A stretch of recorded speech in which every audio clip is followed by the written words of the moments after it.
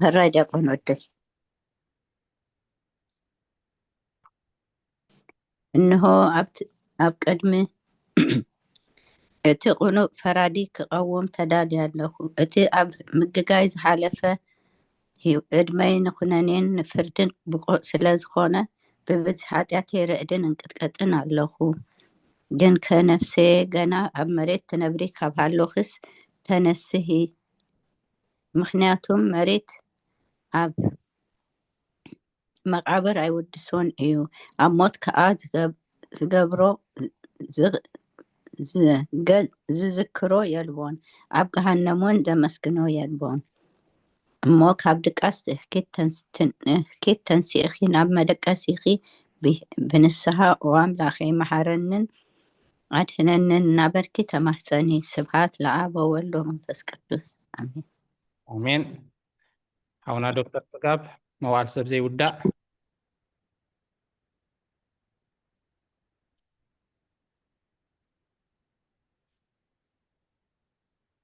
እሺ። መምህር ትምኒት መዋዕል ሰብ ዘይውዳእ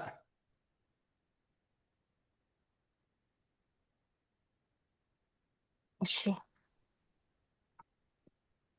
መዋዕል ሰብ ዘይውዳእ እዚ ዓለም እዚ ካን ዘለዓለም ዝነብር እንተዝኾንሲ ነፍሰይ ንጹር ዝኾነ ምክንያት መሃለወክን ነይሩ። ግን ከ እቲ ጽዩፍ ዝኾነ ተግባርክን እቲ ሕማቕ እከይክን ኣብ ቅድሚ እቲ ሓቀኛ ምስቕላዕ ኣብ ዓራት ሓጢኣት ተሰጢሕኪ ኣብቲ ሸለልተኛን ከዳዕን ስጋኺ ከለኺ እንታይ እዩ እትትህብዮ መሲ ኦ ክርስቶስ ኣምላኸይ በቲ ኣዝዩ ዘፍርህ ፍርድኻ እስንብድ ነቲ ዘለዓለማዊ ፍርድኻ እምብርከኽ በቲ መለኮታዊ ነጸብራቃዊ ብርሃንካ እንቅጥቀጥ ኣለኹ። ኣነ ሕሱም ድኑስ ኣብ ዓራተይ ደቂሰ ዘለኹ ኣብ ሂወተይ እውን ዘይግዱስ ዝኾንኩ ናይቲ ተቐባል ቀረፅ ኣብነት ብምውሳድ ኣፍ ልበይ እናውቃዕኹ ኦ ኣምላኽ ኣነ ገበነኛ እሞ ይቕረበለለይ ይብላ ኣለኹ። ግዜን ወዘልፈኒ ወልዓለም ደም ኣሜን። አሜን።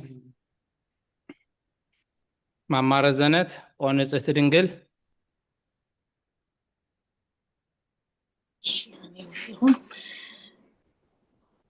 ኦ ንጽሕቲ ድንግል ናብ ባርያኺ እትቕልጡፍ ጽላል ረድኤትኪ ዘርግሒ ነቲ ኣብ ሕልናይ ከም ማዕበል ዝጋማጠል ክፉእ ሓሳባት ካባይ ኣርሕቕዮ ነታ ሕምምቲ ነፍሰይ ብኸንቱነት ኣዝዩ ሃለዋታ ጠፊእዋ ኣሎ እሞ ናብ ጸሎትን ምንቕቓሕን ኣበግስያ። ኣሜን። ምክንያቱ ንስኺ ከኣሊት ምሕረት እትልምኒ ኣላይት ኣደ ኢኺ ዓደ ምንጪ ሂወተይን ንጉሰይን ኣምላኸይን ጎይታ ኢየሱስ ክርስቶስ ተስፋይ ኢኺ። ኣሜን አሜን። መምህር ሳራ ኦ ጎይታ በዛሬት እዚኣ ንዓሞ በዚያ ሓቲ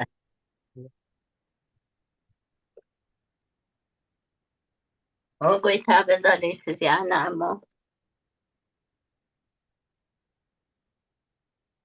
ብዘይ ሓጢኣት ክንሓድር ሃልወና። ኦ ኣምላኽ ኣቦታትና ንስኻ ብሩኽ ኢኻ በረኸትካ ኣዝዩ ብዙሕ እዩ። ቅዱስ ስምካው ንዘለዓለም ክብሪ ዝመልኦ እዩ። ኣሜን። ኦ ጎይታ ከምቲ ኣባኻ ተወኪልናዮ ዘለና ምህረትካ ከምኡ ትኩነልና። ዓይንቲ ኩሉ ንኣኻ ይጽበያ ኣለዋ። ንስኻ ኸ ኣብ እዋኑ ምግቢ ትህቦም። ኦ ኣምላኽና መድሃኒናን ኦ ተስፋ ኩላ ወሰናት ምድሪ ስምዓና። ኦ ጎይታ ንስኻ ኢኻ ካብዚ ዓሌት እዚ ንዘለዓለም ተድህነናን ተዕቁበናን። ኣሜን። ኦ ጎይታ ብሩኽ ኢኻ እሞ ፍርድኻ መሃረኒ። ኦ ጎይታ ሓቅነትካ ብሩኽ ኢኻ እሞ ክብርኻ ኣብርሃለይ። ኦ ጎይታ ምህረትካ ንዘለዓለም ይነብር። ኦ ጎይታ ንኣይ ንተግባር ኢድካ ካብ ወለዶ ናብ ወለዶ መቐብየ ስለ ዝኾንካ ኣይትንጸገኒ። ኦ ጎይታይ ንኣኻ በዲደ እሞ መሃረንን ንነፍሰይ ኣድህና እናበልኩ እጽሊ ኣለኹ። ጎይታይ ኣባኻ ተወኪለ ኣለኹ እሞ ኣድህነኒ። ፍቓድካ ክገብር ከዓ መሃረኒ። ንስኻ ኣምላኸይ ፈልፋሊ ህይወት ኢኻ ብብርሃንካ ድማ ኢና ብርሃን ንርኢ። ምህረትካ ናብቶም ዝፈልጡኻ ክብርኻ ከዓ ናብ ቅኑዓት ልቢ ትምጻእ። ጸጋን በረኸትን ምስጋናን ብሓቂ ናትካ እዩ። ኦ ቅድሚ ዓለም ዝነበርካን ንዘለዓለም እትነብር ዘለኻን ኣቦን ወድን መንፈስ ቅዱስን ንኣኻ ምስጋና ውዳሴን ግርማን ይግባእ ሎምን ኩሉ ሰዓን ንዘለዓለም ዓለም ኣሜን። ኦ ልዑል ጎይታ ብኣኻ ምእማንን ንስምካ ምዝማርን ሰናዩ እሞ ምህረትካ ፀፅባ ሓቅነትካ ድማ ለይቲ ለይቲ ኣዘንቱ። ሃሌሉያ ኣሜን ሃሌሉያ። ውዳሴ ስሉስ ቅዱስ ቅዱስ እግዚአብሔር ቅዱስ ኃያል ቅዱስ ሕያው ዘይሞት ካብ ቅድስቲ ድንግል ማርያም ዝተወልደ መሓረና። ቅዱስ እግዚአብሔር ቅዱስ ኃያል ቅዱስ ሕያው ዘይሞት ኣብ ዮርዳኖስ ዝተጠምቀ ኣብ ልዕሊ ዕንፀይቲ መስቀል ምእንታና ዝተሰቕለ መሓረና። ቅዱስ እግዚአብሔር ቅዱስ ኃያል ቅዱስ ሕያው ዘይሞት ኣብ ሳልሳይ መዓልቲ ካብ ሙታት ዝተንስአ ብምስጋና ናብ ሰማይ ዝዓረገ ኣብ የማነ ኣቦኡ ዝተቐመጠ ኣብ ሕያዋንን ሙታንን ክፈርድ ከም ብሓድሽ ክመጽእ እዩ። ኦ ጎይታ መሓረና። ምስጋና ንኣቦን ንወድን ንመንፈስ ቅዱስ ሎምን ኩሉ ሰዓን ኣሜን። ኣሜን። ኦ ጎይታ ሓጢኣትና ሕደገልና፣ ኦ ጎይታ በደልና ኣይፀብፅበልና፣ ኦ ጎይታ ኣበሳና ይቕረበለልና፣ ኦ ጎይታ ንሕማት ህዝብኻ ብፀሓዮም ምእንቲ ቅዱስ ስምካ ኢልካ ፈውሶም። ኦ ጎይታ ነቶም ዝሞቱ ኣቦታትናን ኣሕዋትናን ከዓ ነብሶም ኣዕርፍ። ኦ ካብ ሓጢኣት ንጹህ ዝኾንካ ጎይታ መሓረና። ኦ ካብ ሓጢኣት ንጹህ ዝኾንካ ጎይታ መሓረና። ኦ ካብ ሓጢኣት ንጹህ ዝኾንካ ጎይታ ርድኣና። ልማኖና ከዓ ተቐበለልና። ክብርን ምስጋናን ፍጹም ማዕርግ ቅድስናን ንዓኻ ይግባእ ሎምን ኩሉ ሰዓን ይግባእ ኣሜን። ኦ ጎይታ መሓረና፣ ኦ ጎይታ መሓረና፣ ኦ ጎይታ ባርኸና ኣሜን። ጎይታ ብቕዓት ግበረና ምስጋና ከምዚ ኢልና ክንፅልይ ብሰማያት ትነብር ኣቦና ኣብ ሰማያት ስምካ ትነብር ይቀደስ መንግስትኻ ትምፃእ ፈቃድካ እንታ ኣብ ሰማይ ከምኡ ድማ ምድሪ ይኹን ንዕለት መግብና ሎሚ ሃበና ንሕና ንዝበደሉና በደሎም ከም ዝሓደግናሎም በደልና ንሓውሳና እንደገልና ካብ ክፉእ ድሕነና እምበር ኣብ ፈተና ይትእትወና መንግስትን ሓይልን ክብርን ንዘለዓለም ናትካ ኢማ ኣሜን። ኦ ዝትየ ማርያም ብናይ ቅዱስ ገብርኤል መልኣክ ሰላምታ ሰላም ለክ ኣለኹ ብሕሊናኸ ድንግል ኢኺ ብስጋኹ እውን ድንግል ኢኻ ደ እግዚኣብሔር ፀዋት ጎይታ ሰራዊት ሰላም ለክ ኣለኹ ንስኺ ካብ ኣንስቲ ብርክቲ ኢኺ ፍረ ከርስኹም ብርኾም ተፀጋ እግዚኣብሔር ምሳኺ እዩ። ኦ ፍስቲ ደስ በልኪ ሓጢኣትና ክሰርየልና ኣፈቲ ወድኺ ኢየሱስ ክርስቶስ ምእንታና ምሕረት ለምንልና ኣሜን። ኣሜን። መምህር ትምኒት ምስጋና ንቅድስቲ ድንግል ማርያም። እሺ ምስጋና ንቅድስቲ ድንግል ማርያም። ኦ ቅድስቲ ምልእቲ ጸጋ ኩሉ ግዜ ድንግል ዝኾንኪ ወላዲት ኣምላኽ ኣደ ክርስቶስ ሰላም ንብለኪ ምእንቲ ሓጢኣትና ሓድገልና ናብ ፍቁር ወድኺ ጸሎትና ኣዕርግልና ናብ ሓቀኛ ብርሃን ኢየሱስ ክርስቶስ ኣምላኽና ዝወለድክልና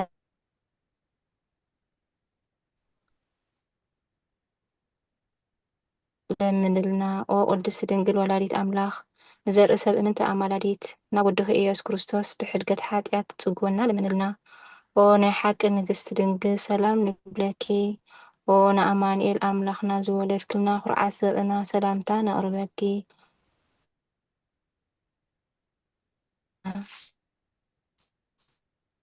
ኣሜን። ወድንግል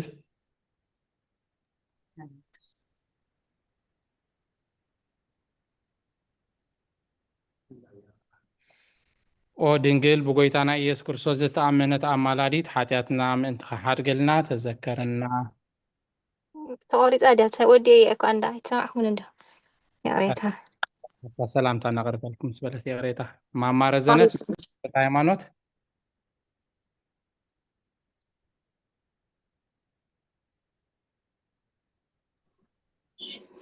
መእተዊ ጸሎተ ሃይማኖት።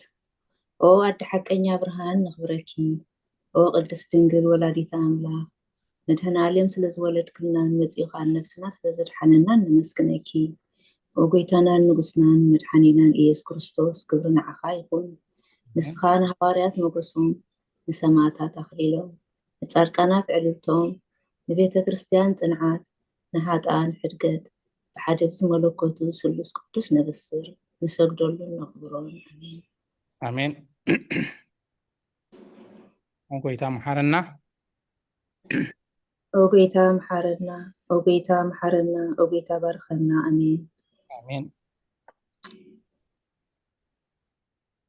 ናይ ሃይማኖት ጸሎት ኩሉ ዝሓዘ ሰማይን ምድርን ዝርአን ዘይርአን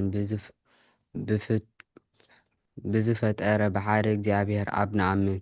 ብሓደ ጎይታ ብኢየሱስ ክርስቶስ ዓለም ክትፍጠር ምስኡ ህሉ ብዝኾነ ወልድ ኣብ ዋህድ ንኣምን።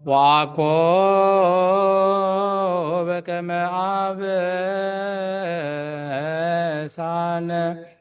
በከመ ምሕረትከ አምላክነ ዋኮ በከመ አበሳነ ወጎይታ ብቕዓት ግበረና ምስጋና ከምዚ ኢልና ክንፅሊ ሰማያት ትነብር ኣቦና ስምካ ይቀደስ መንግስትኻ ትምፃእ ፍቃድካ ከምታ ኣብ ሰማይ ከምኡ ድማ ምድሪ ይኹን ዕለት መግብና ሎሚ ሃበና ንሕና ንዝበደሉና በደሎም ከም ዝሓደግናለዎም በደልና ንኣውሳና እንደገልና ካብ ክፋት ድሕነና እምበር ኣብ ፈተና ይተእትወና መንግስትን ሓይልን ክብርን ንዘለኣለም ናትካ እሞ ኣምየን ኦዝቴ ማርያም ብናይ ቅዱስ ገብርኤል መላክ ሰላምታ ሰላም ለክልኹ ሕልናኸ ድንግል ኢኺ ብስጋኹ ድንግል ኢኺ ኣደ እግዚኣብሔር ፀባኦት ጎይታ ሰራዊት ሰላም ለክልኹ ንስኺ ካብ ኣንስቲ ብርክቲ ኢኺ ፍረ ከርስኹም ብርኺ ኦ ምልተ ፀጋ እግዚኣብሔር ምሳኺ እዩ ኦ ፍስቲ ደስ በልኪ ሓጢኣትና ክሰሪየልና ነፈቲ ወድኺ ኢየሱስ ክርስቶስ ምእንታና ምሕረት ለምንልና ኣሜን ናይ ንስሓ ፀሎት ኦ ጎይታ ኣብዛ መዓልቲ እዚኣ ኣብ ቅድሚኻ ብተግባርኹም ብቓል ብኩሉ ህዋሳት ብሓሳብኹም ብኩሉ ህዋሳትና ዝሓጣናዮ ንስኻ ድሕርሑን መፍቀሪ ሰብን ስለ ዝኾንካ ምእንቲ ትቅዱስ ሚካኤልካ ተዓርቀና ንሕደገልናን ወኣምላኽ ሰላም ክንሓድር ሰላማዊት ለይተሃበና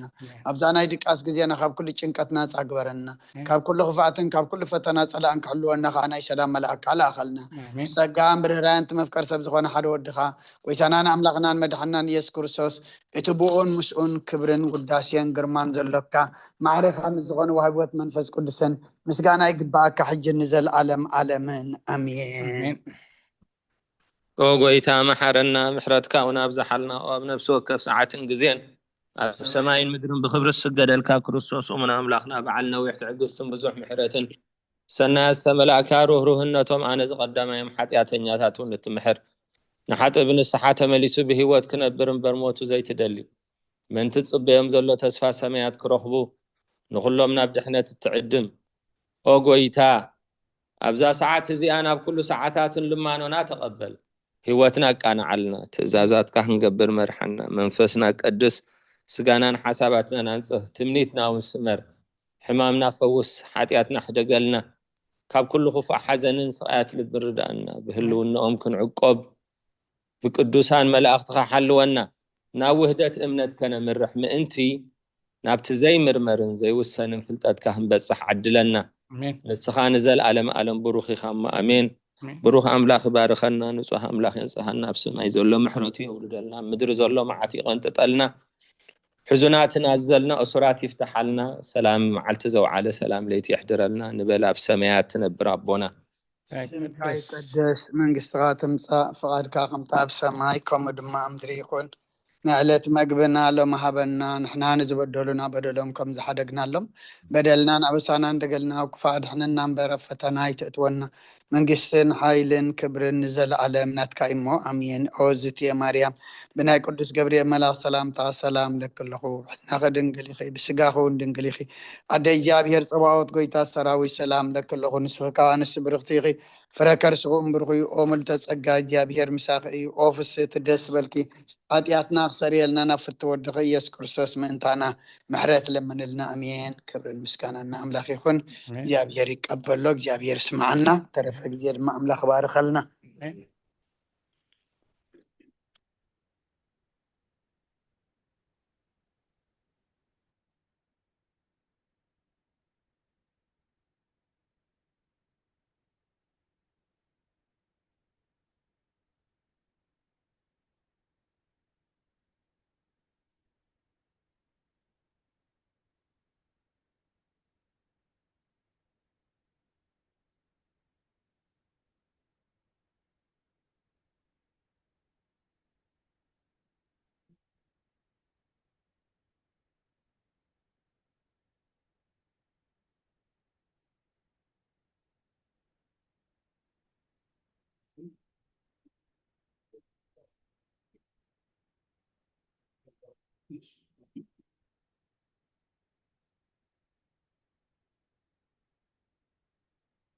ስለ ዝነበረና ናይ ጸሎት ጊዜ እግዚአብሔር አምላኽና ክብርን ምስጋናን ይብፅሓዮ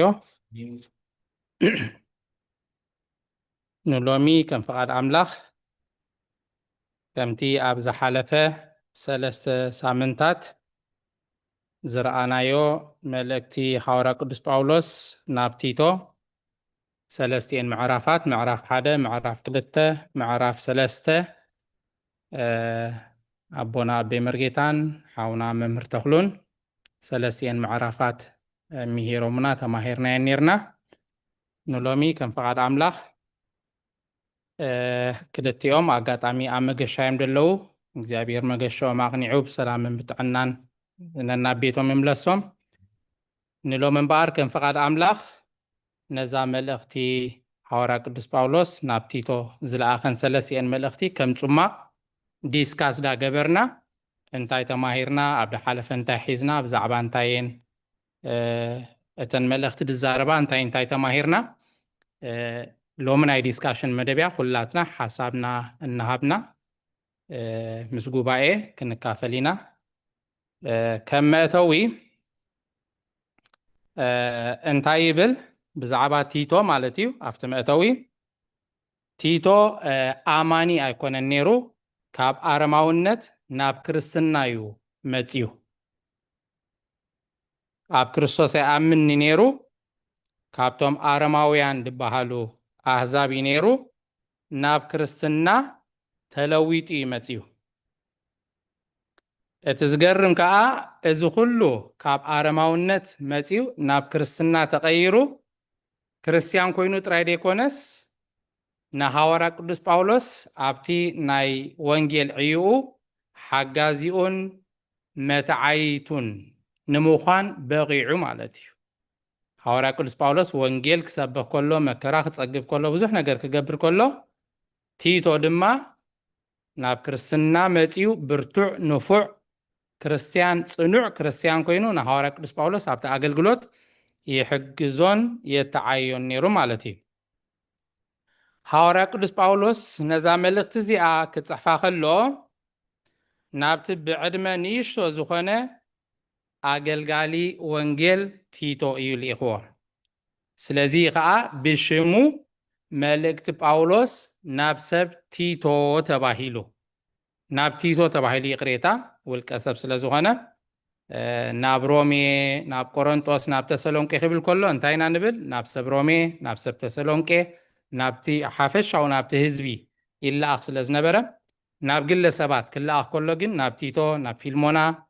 እናበልና ኢና እንጠቕሶ ስለዚ ነዛ መልእኽቲ እዚኣ ሐዋርያ ቅዱስ ጳውሎስ ናብ ቲቶ እዩ ጽሒፍዋ ሰለስቲአን ምዕራፍ ማለት እዩ ስለዚያ ከዓ መልእክቲ ጳውሎስ ናብ ቲቶ ተባሂላ ተሰይማ ማለት እዩ ኣብዚ እዋን እዚ ቲቶ ዕዮ ቤተ ክርስቲያን ንምክንዋን ኣብ ቀርጤስ ነበረ ሐዋርያ ቅዱስ ጳውሎስ መልእኽቲ ክልእ ከሎ ዕዮ ቤተ ክርስቲያን ንምክንዋን ብስራሕ ቤተ ክርስቲያን በኣገልግሎት ቤተ ክርስቲያን ብተልእኾ ወንጌል ኣብ ቀርጤስ እዩ ነይሩ እዛ መልእኽቲ እዚኣ ከዓ ሰለስተ ቀንዲ ሓሳባት ዝሓዘት መልእኽቲ እያ እቲ ሓፈሻዊ ጽሑፍ ናይዛ መልእኽቲ ኣብ ሰለስተ እዩ ድኽፈል ብለና ኣሎ እታ ቀዳመይቲ መራሕቲ ቤተ ክርስቲያን እሩም ጠባይ ክህልዎም ከም ዝግባእ ብፍላይ ድማ እቲ ኣብ ሰብ ቀርጤስ ዝረአ ዝነበረ ክፉእ ጠባይ ክእረም ከም ዘለዎ ንቲቶ የሰምዓሉ ይብል ሕጂ እቲ ቀዳማይ መልእኽቲ ካብተን ሰለስተ እታ ቀዳመይቲ ትሕዝቶ ናይዛ መፅሓፍ እንታይ ነይራ ናብ መራሕቲ ቤተ ክርስቲያን ዝዓለመት እያ ነይራ መራሕቲ ቤተ ክርስቲያን እቶም ኣገልገልቲ ኣምላኽ ከመይ ክኾኑ ከም ዘለዎም እሩም ጠባይ ክህልዎም ከም ዘለዎም ብፍላይ ከዓ ቲቶ ኣብ ቀርጤስ ስለ ዝነበረ ኣብቲ ቀርጤስ ዝበሃል ዓዲ ከዓ ዘየድሊ ባህርያት ይረአ ስለ ዝነበረ ንዕኡ ንኽእረም ተባሂሉ ነቲ ኣብ ቀርጤስ ዝነበረ መትዓይቱ ወይ ከዓ ሓጋዚኡ ቲቶ ንኸምዚ ዝዓለመት ጽሑፍ ጽሒፉ ሰዲድሉ ማለት እዩ እቲ ካልኣይ መልእኽቲ ናይዛ መልእኽቲ ጳውሎስ ናብ ሰብ ቲቶ ከዓ ናብ ቲቶ ከዓ ነቶም ኣብ ውሽጢ ቤተ ክርስቲያን ዘለዉ ህዝቢ ከከም ዕድሚኦም ማለት ንዓበይቲ ሰብኡትን ንዓበይቲ ኣንስትን ንመንእሰይን ንጊላዎትን ከመይ ገይሩ ክምህሮም ከም ዝግባእ ነቲቶ ይምዕዶ ከምዚ መጀመርታ ዝጠቐስክዎ ቲቶ ካብቶም አረማውያን እዩ ነይሩ ካብ አረማውነት ናብ ክርስቲያን መጽዩስ ድሮ አገልጋሊ ወንጌል ሰባኽ ወንጌል መታዓይቲ በዓል ሐዋርያ ቅዱስ ጳውሎስ ክኸውን ስለ ዝበቕዐ ኣብቲ አገልግሎቱ ዝሕግዞ ኣብቲ ዕዮ ወንጌሉ ዝሕግዞ እዩ ጽሒፍሉ ምክንያቱ ኣብ አገልግሎት ቤተ ክርስቲያን ዓበይቲ ሰብኡት ኣለዉ ዓበይቲ ኣዴታት ኣንስቲ ኣለዋ መንእሰያት ኣወዳትን ኣዋልድን ኣለዉ ኣስራሕትን ሰራሕተኛታትን ጊላታትን በበይኑ ዓይነት ህዝቢ ስለ ዝነበረ ንኩሉ ከከም ዝግብኦ ንዓቢ ከከም ዕድሚኡ ንዓበይቲ ሰብኡት ንዓበይቲ ኣዴታት ከከም ዕድሚአን ንመንእሰያት ከከም ዕድሚኦም ገይሩ ንኩሉ ከምቲ ዝግባእ ገይሩ ምእንቲ ክምህር እዩ ዝምዕዶ ማለት እዩ ተኻልኣይ ትሕሶ ናይዚ መጽሓፍ እቲ ሳልሳይ ድማ ብዛዕባ ክርስቲያናዊ ጠባይ ብፍላይ ብሰላምን ብፍቅርን ምንባር ከም ዝግባእ ካብ ቤተ ክርስቲያን ጽልእን ክትዕን ምፍልላይን ከርሕቕ ከም ዘለዎ ማዕዳን ትምህርትን ሂብዎ ማለት እዩ ታሳልሰይቲ ትሕዝቶ እንታያ ናይዚ ሓፈሻዊ መጽሓፉ ኣብ ቤተ ክርስቲያን ኣብ ክርስቲያን ከመይ ዝበለ ጠባይ ክህሉ ኣለዎ ብምባል ብዛዕባ ክርስቲያናዊ ስነ ምግባር ብዛዕባ ክርስቲያናዊ ኣካይዳን ጠባይን እዩ ዝምህር ብፍላይ ድማ ብሰላምን ብፍቅርን ምንባር ምስ መዓይትኻ ምስ መገላገልትኻ ምስ መናብርትኻ ምስ ጎረባብትኻ ምስ መሳርሕትኻ ምስ ስድራኻ ምስ ቤተሰብካ ምስ ኩሉ ከመይልካ ብፍቅርን ብሰላምን ብስምምዕን ትነብር ብተወሳኺ ከዓ ካብ ቤተ ክርስቲያን ጽልእን ክትዕን ቅርሕንትን ምፍልላይን ከርሕቕ ከም ዘለዎ ኣብቲ ቤተ ክርስቲያን ክርዳድ ኮይኑ ከይኣቱ ነታ ቤተ ክርስቲያን ከይውቕ ክፉእ ነገር ካብቲ ቤተ ክርስቲያን ተማሕዩ ክእለ እቲ ጽልእን ክትዕን ምፍልላይን ከይህሉ ንዑ ከርሕቕ ዝዓለመ ነዘን ሰለስተ ሓፈሻዊ ትሕሶ ዘለዎ ጽሑፍ እዩ ጽሒፍሉ ሕልፍ ኢልና ክንርኢ ካብቲ ዝተምሃርናዮ ማለት እዩ ኣብ ምዕራፍ 1 ኣብታ ቁፅሪ 2 ከም ዝድብል ነንብብ እዚ እምነት እዝን እዚ ፍልጠት እዝን እቲ ዘይሕሱ ኣምላኽ ቅድሚ ምጅማር ዘመናት ዘተስፈዎ ናይ ዘለዓለም ህይወት እዩ ብጣዕሚ እያ ትገርም እዚ እምነት እዝን እዚ ፍልጠት እዝን ክብርን ኣምላኽ ወላውን እዚ ንሕና ብሃዋርያት ኣቢልና ክሳብ ኣባና በፂሑ ሒዝና የደለና እምነት ክርስትና እምነት ክርስቶስ እቲ ብዛዕባ ክርስቶስ ምፍላጥን ብኡ ምእማንን ብክርስትናን ብክርስቶስን ምምልላስን እንታይ ኢልዎ እቲ ዘይሕሱ ኣምላኽ ቅድሚ ምጅማር ዘመናት ዘተስፈዎ ናይ ዘለዓለም ህይወት እዩ ጊዜኡ ምስ በፅሐ ብትእዛዝ እቲ መድሓኒና ዝኾነ ኣምላኽ ንዓይ ሕድሪ ዝሃበኒ ስብከት ገይሩ ንቃሉ ገለጾ ጊዜኡ ምስ ኣኸለ ክርስቶስ ኣብዚ ምድሪ መፂ ተወዲዱ ተገሊጹ ኣድሒንና ነቶም ሃዋርያት ወንጌል ብምስምሃር ድማ ካብቶም 12 ሃዋርያት ሓሊፉ ብበዓል ሃዋርያ ቅዱስ ጳውሎስ ክንገር ጊዜኡ ከም ድበፅሐ ክስበኽ እቲ ብስራት ንዓለም ክንገር ከም ድበፅሐ ብትእዛዝ እቲ መድሓኒና ዝኾነ ኣምላኽ ብምባል እቲ ሕድሪ ድተዋህቦ እቲ ስልጣን ድተዋህቦ እቲ ጸጋ ዝተዋህቦ ካብ ርእሱ ደይኮነ ብትእዛዝ እቲ መድሓኒና ዝኾነ ኣምላኽ ተዋሂብኒ ነዚ ዕዮዚ በዚ ዕዮዚ በዚ ኣገልግሎት ገይሩ ከዓ ንቃሉ ገሊጽዎ ብምባል እቲ ቅድሚ ዘመናት ዝነበረ ተስፋ ከም ዝተገልጸ እሞ እሱ ከዓ እቲ ብስራት ንዓለም ይመሃር ከም ዘሎ ከም መእተዊ ይነግር ቀፂሉ ሽዑ ዕዮ ናይ ቲቶ ኣብ ቀርጤስ ማለት እዩ ከምቲ መእተዊ ሰማዕናዮ ቲቶ ካብ ዘይምእማን ናብ ምእማን መፂዩስ ኣገልጋሊ ሰባኽ ወንጌል ኮይኑ ንሃዋርያ ቅዱስ ጳውሎስ መታዓይቱ ሓጋዚኡ ኮይኑ እዩ ደገልግል ነይሩ እቲ ዝገርም ከዓ ኣብ ቁጥሪ 5 እንታይ ትብል ነንብብ ኣብ ቀርጤስ ዝሓደኩኻ ከምቲ ዝኣዘዝኩኻ ጌርካ ነቲ ከይተወድአ ዝተረፈ ምእንቲ ክትሰርሕን ኣብ ዓዱ ኤጲስቆጶሳት ክትሸይምን ኢለየ። ሐዋርያ ቅዱስ ጳውሎስ ኣብ ቀርጤስ ገዲፍዎ ኸይዱ ንምንታይ ገዲፍዎ? እቲ ሐዋርያ ቅዱስ ጳውሎስ ድጀመሮ እሞ ዘይተወድአ ተወንዚፉ ዝነበረ ዕዮ ንዑ ክምልእ ኣብ ዓዱ ከዓ ኤጲስቆጶሳት ክሸይም፣ እቶም ኤጲስቆጶሳት ድማ በበት ዝተሸምዎ ቦታ ወንጌል ኣምላኽ ክምህሩን ክሰብኩን ከገልግሉን ወንጌል ናብ ዓለም ሙሉእ ንኽስፋሕፋሕ እዩ ተቐንዲ ዕላማ ማለት እዩ። ስለዚ ቲቶ ካብ ዘይምእማን ናብ ምእማን መፅዩ ሰባኺ ኮይኑ ኤጲስቆጶሳት እናሸመ ከዓ ኣብ ዓዱ ዝሰብኩን ዘገልግሉን ክህነትን ዲቁናን ዝቐብኡ ኤጲስቆጶሳት እናሸመ ወንጌል ኣብ ምስፋሕ ዓብ ግደ እዩ ገይሩ ማለት እዩ። ኣብዚ ትሕት ኢሉ ኤጲስቆጶስ ከመይ ክኸውን ከም ዘለዎ ዘርዚርዎ ኣሎ። ኣይደግሞን እየ ብቐዳማይ ተዘራሪብና ኢና ኣብቲ መልእኽቲ ጢሞቴዎስ እውን ቅድሚ ሕጂ ተማሂርናያ ነርና ኢና። ከምታ ኣብታ ምእተው ዝበልኳ ቀዳመይቲ መልእኽቲ እንታይ ነይራ? እቶም ኣገልገልቲ ቤተ ክርስቲያን ኣገልገልቲ ኣምላኽ ከመይ ክኾኑ ከም ዘለዎም እሩም ጠባይ ክህልዎም ከም ዘለዎም ስለ ዝበለፍታ ምእተዊ እዚኣ ከዓ እንታይ ትብል ዘላ? ኤጲስቆጶስ ከመይ ክኸውን ኣለዎ፣ እቶም ኣገልገልቲ ኣምላኽ ከመይ ክኾኑ ኣለዎም እናበለ እቲ ስነ ምግባር በብሓደ ዝርዝር ኣቢሉ ገሊፁ ይነግር ማለት እዩ። ስለዚ ተሓፈሻዊት መልእኽቲ ናይ ቲቶ ምዕራፍ 1 እንታይ እያ? ሐዋርያ ቅዱስ ጳውሎስ እዚ ዝስበኽ ደሎ ወንጌል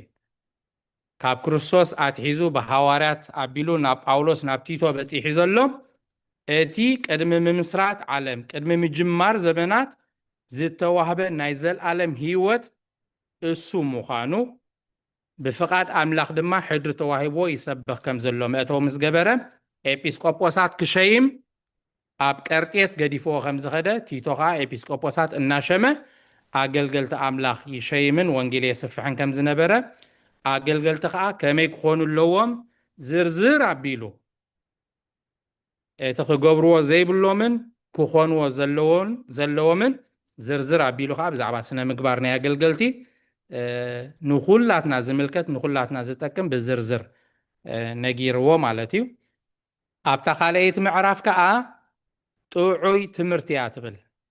ኣብ ምዕራፍ 1 ብዛዕባ ኣገልገልቲ ተዛሪቡ ኣገልገልቲ ከመይ ክኾኑ ኣለዎም ጽቡቕ ንፉዓት ኣገልገልቲ ከምቲ ኣምላኽ ዝደልዮ ከምቲ ብጳውሎስ ኣቢሉ ነቲቶ ዝተጻሕፈሉ ከመይ ዓይነት ስነ ምግባር ዘለዎም ኣገልገልቲ ዝተባሃለ ከምኡ ዓይነት ኣገልገልቲ ምስ ተረኽቡኸ እንታይ ዓይነት ትምህርቲ እዮም ክምህሩ ዘለዎም ኣገዳሲ ስለ ዝኾነ ከዓ ኣብታ ምዕራፍ 2 ከዓ እንታይ ዓይነት ትምህርቲ ክምህሩ ከም ዘለዎም ከመይ ገይሮም ክምህሩ ከም ዘለዎም ከዓ ይጠቅስ ማለት እዩ። ኣብታ ቁፅሪ 1 እንታይ ትብል? ንስኻ ግና ምስቲ ጥዑይ ትምህርቲ ዝሰማማዕ መሃር ነቶም ኣረገውቲ ሰብኡት እሩማት ሕፉራት ለባማት ብእምነትን ብፍቅርን ብትዕግስትን ጥዑያት ክኾኑ መሃሮም ምስ በለ መጀመርታ ኣረገውቲ ሰብኡት ኢሉ ብድሕሪኡ ነተን ኣረገውቲ ኣንስቲ ብምባል ድማ ከመይ ክኾና ከም ዘለወን ኣብ ኩሉ ህይወተንን ኣብ ሓዳርን ኣብ ኣተኣላልያ ናብረአንን ስድረአንን ደቀንን ብዝርዝር ምስ ነገረ ናይ ኣቦታትን ናይ ኣዴታትን ምስ ወድአ ናይቶም ኣረገውቲ ማለት እዩ ናብ መንእሰይ ሰጊሩ ከዓ መንእሰያት ከመይ ክኾኑ ኣለዎም ብዝርዝር ከዓ ጽቡቕ ጌርካ መዓዶም ከምዝን ክኾኑ ኣለዎም ብምባል ኣርኣያ ክኾኑን ስነ ምግባር ክህልዎምን ምስ መዓደ ከዓ ናብቶም ግዙኣት ናብቶም ባሮት ወይ ናብቶም ሰራሕተኛታት ከዓ ነቶም ጎይቶቶም ክግዝእዎም ክሕጉስዎም በጥቑን ኣካይዳ ክኸዱ እምበር ሰረቕቲ ከይኮኑ ብእምነት ንስርሖም እሙናት ክኾኑ ከዓ ይምዕድ ማለት እዩ። ኣብ መወዳእታ እቲ ምድሓን ዘምፅእ ጸጋ ኣምላኽ ንኹሉ ሰብ ተገሊጽ እዩ። ክብርና ኣምላኽ እቲ ምድሓን ዘምፅእ ጸጋ ኣምላኽ ኣብዚኣ ክንሕዛ ሓደራ ኣብታ ምዕራፍ 3 እውን ደጊምዋ ኣሎ ጽቡቕ ገይሩ ምድሓን ዘምፅእ ጸጋ ኣምላኽ ምድሓን ዝመፀ ምድሓን ዝረኸብና ብጸጋ ኣምላኽ እዩ ብምሕረት ኣምላኽ እዩ ብግብሪ ጽድቅና ኣይኮነን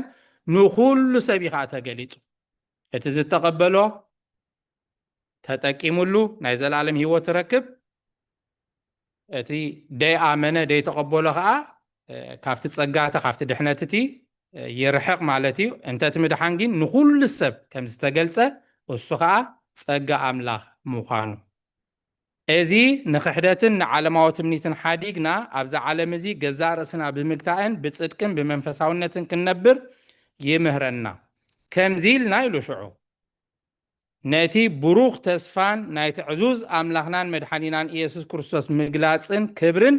ንጽበእ ኣለና ክብርና ኣምላኽ ነቲ ምድሓን ዘምጽእ ጸጋ ኣምላኽ ኣሚንና ተቐቢልና ርእስና ብምግታእን ብጽድቅን ብመንፈሳውነትን ክንነብር ምስ መሃረና ብተስፋ ከዓ ክንጽበዮ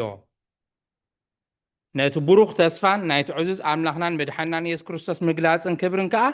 ኣብዚ ብተስፋ ክንጽበ እሞ ወረስቲ መንግስቲ ኣምላኽ ክንከውን ከዓ ይምዕድ ማለት እዩ ስለዚ እታ ካልአይቲ እንታይ እያ ትብል እዛ ካልአይቲ ትሕሶ ናይዛ መፅሓፍ ወይ እታ ካልአይቲ ምዕራፍ ብዛዕባ ጥዑይ ወንጌል ጥዑይ ትምህርቲ ክምህር ከም ዘለዎ ከከም ዕድሚኦም ከከም ስርሖም ከከም ደረጃኦም ከዓ ንኣረጉትን ንመንእስያትን ንግዛኣትን እናበለ ከዓ ንመንን ብኸመይ ኣገባብን ክምህር ከም ዘለዎ ከዓ ኣብዛ ካልአይቲ ምዕራፍ የጠቃልል ማለት እዩ ቀዳሚት እንታይ ኢልና ነርና ብዛዕባ ኣገልገልቲ ከመይ ክኾኑ ከም ዘለዎም ኣብታ ካልአይቲ ከዓ ጥዑይ ትምህርቲ እንታይ ዓይነት ትምህርቲ ክመሃሩ ከም ዘለዎም ኣገባብ ኣመሃህራ ከዓ ከከም ዕድሚኦምን ከከም ደረጃኦምን ማለት እዩ ኣብ መወዳእታ ሽዑ ንብሙሉእ ድምልከት ንሰባኺ ንመምህርን ንተማሃራይን ንኣገልጋልን ንተገልጋልን ንኤጲስቆጶስን ንካህንን ንኣገልጋልን ነቲ ምእመንን ንብሙሉእ ዝምልከት ድማ ክርስቲያናዊ ስነ ምግባር ኢሉ ነቶም ህዝቢ ኢሉ ጀሚሩ ንኩሉ ህዝቢ ንገዛእትን ንሰብ ስልጣንን ክግዝኡን ክእዘዙን እናበለ ህዝቢ ምስ መራሕቲ ከመይ ዝኾነ ርክብ ክህልዎም ከም ዘለዎም ብትሕትና ክነብሩ ክመላለሱ ስም ናይ ሓደ እኳ ከየጸልሙ እናበለ ንብዙሕ ፍትወት ስጋን ትምኒትን ዝተገዛእና ከይንኸውን ዘይእዙዛት ጉጉያት ንሓድሕድና እንጻላእ ብቕንኣትን ብኽፍኣትን እንነብር ከይንኸውን ምስ መዓደ ኣብታ ቁፅሪ 4 ኣዝያ ኣገዳሲት ኣብታ ምዕራፍ 2 እውን ተጠቂሳ ፀኒሐ ቁፅሪ 11 እንታይ ድብል ንረክብ ኣብ ቁፅሪ 4 ናይቲ መድሓኒና ዝኾነ ኣምላኽ ሕያውነትን ፍቕርን ምስ ተገልጸ ግና ንሕና ብዝገበርናዮ ግብሪ ጽድቂ ዘይኮነስ ብምሕረቱ ማለት በቲ ካልኣይ ልደት ዝህብ ምሕፃብን ብመንፈስ ቅዱስ ብምሕዳስን ኣድሓነና ትብል ክብርና ኣምላኽ መዓስ እዚ ናይቲ መድሓኒና ዝኾነ ኣምላኽ ሕያውነትን ፍቕርን ምስ ተገልጸ እወን ኣባና ዝተፈጸመ ምሕረት ምድሓን ሕያውነትን ፍቕርን ናይ ኣምላኽ ምስ ተገልጸ እዩ ሕያዋይ ስለ ዝኾነ ፈቃር ስለ ዝኾነ እዩ ሕያውነቱን ፍቕሩን ምስ ተገልጸ ንሕና ብዝገበርናዮ ግብሪ ጽድቂ ዘይኮነስ ብምሕረቱ ኢሉ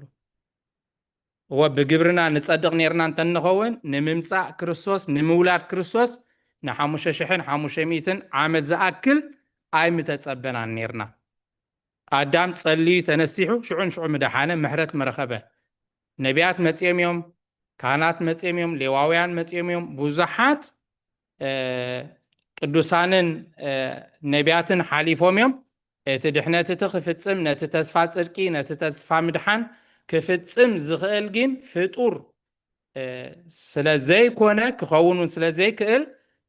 ኣምላኽ ብዝገበርናዮ ጽድቂ ደይኮነ ብምሕረቱ ኣይናይቲ ምሕረት ከ በቲ ካልኣይ ልደት ዝህብ ምሕፃብን ብመንፈስ ቅዱስ ብምሕዳስን ኣድሓነና ክብርና ኣምላኽ ክርስቶስ ተገሊጹ ምድሓን ረኺብና ብግብርና ደይኮነ ብምሕረቱ በቲ ዝወሃብ ብመንፈስ ቅዱስ ዝርከብ ጥምቀት ከም እንድሕን ማለት እዩ ክርስቶስ ንኹሉ ይሞይቱ ንኹሉ ተሰቒሉ ግን ነቲ ድሕነት እቲ ኣብ ነብስኻ ክውን ክኸውን ክዓይ ክሰርሕ እንድሕር ኮይኑ ብኡ ምእማንን ብኡ ምምላስን ጥራይ ደይኮነ ክትጥመቕ ካልኣይ ግዜ ከዓ ክትውለድ ኣለካ ክርስቶስ ኣብ መስቀል ሞይትለይ እሞ ድሒነ ዝበሃል የለን ብርግጽ ንኹሉ ዓለም ንኣማንን ንዘይኣማንን ይሞይቱ ክርስቶስ ነቲ ውዕለት መስቀል ኣሚንካ ተደይ ስዒብካየ ተደይ ተጠሚቕካ ሰዓብዩ ተደይ ኮንካ ግን ኩላትካ ትድሕኒኻ ማለት ኣይኮነን። ስለዚ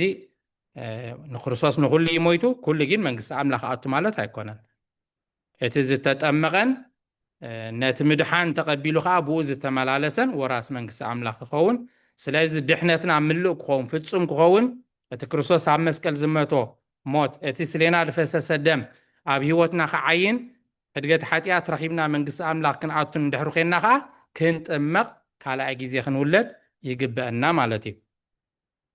ብፀጉኡ ፀዲቕና ብተስፋ ናይ ዘለኣለም ሂወት ወረስቲ ምእንቲ ክንከውን ብመድሓኒና ኢየሱስ ክርስቶስ ገይሩ ንመንፈስ ቅዱስ ኣብ ልዕልና ኣብዚሑ ኣፍሰሶ። ክብርና ኣምላኽ ብፀጉኡ ፀዲቕና ብግብርና ኣይኮነን። ብፀጉኡ ፀዲቕና ብተስፋ ናይ ዘለኣለም ሂወት ወረስቲ ምእንቲ ክንከውን ብፀጋ ኢና ፀዲቕና ብደሙ ኢና ፀዲቕና ብምሕረቱ ኢና ፀዲቕና።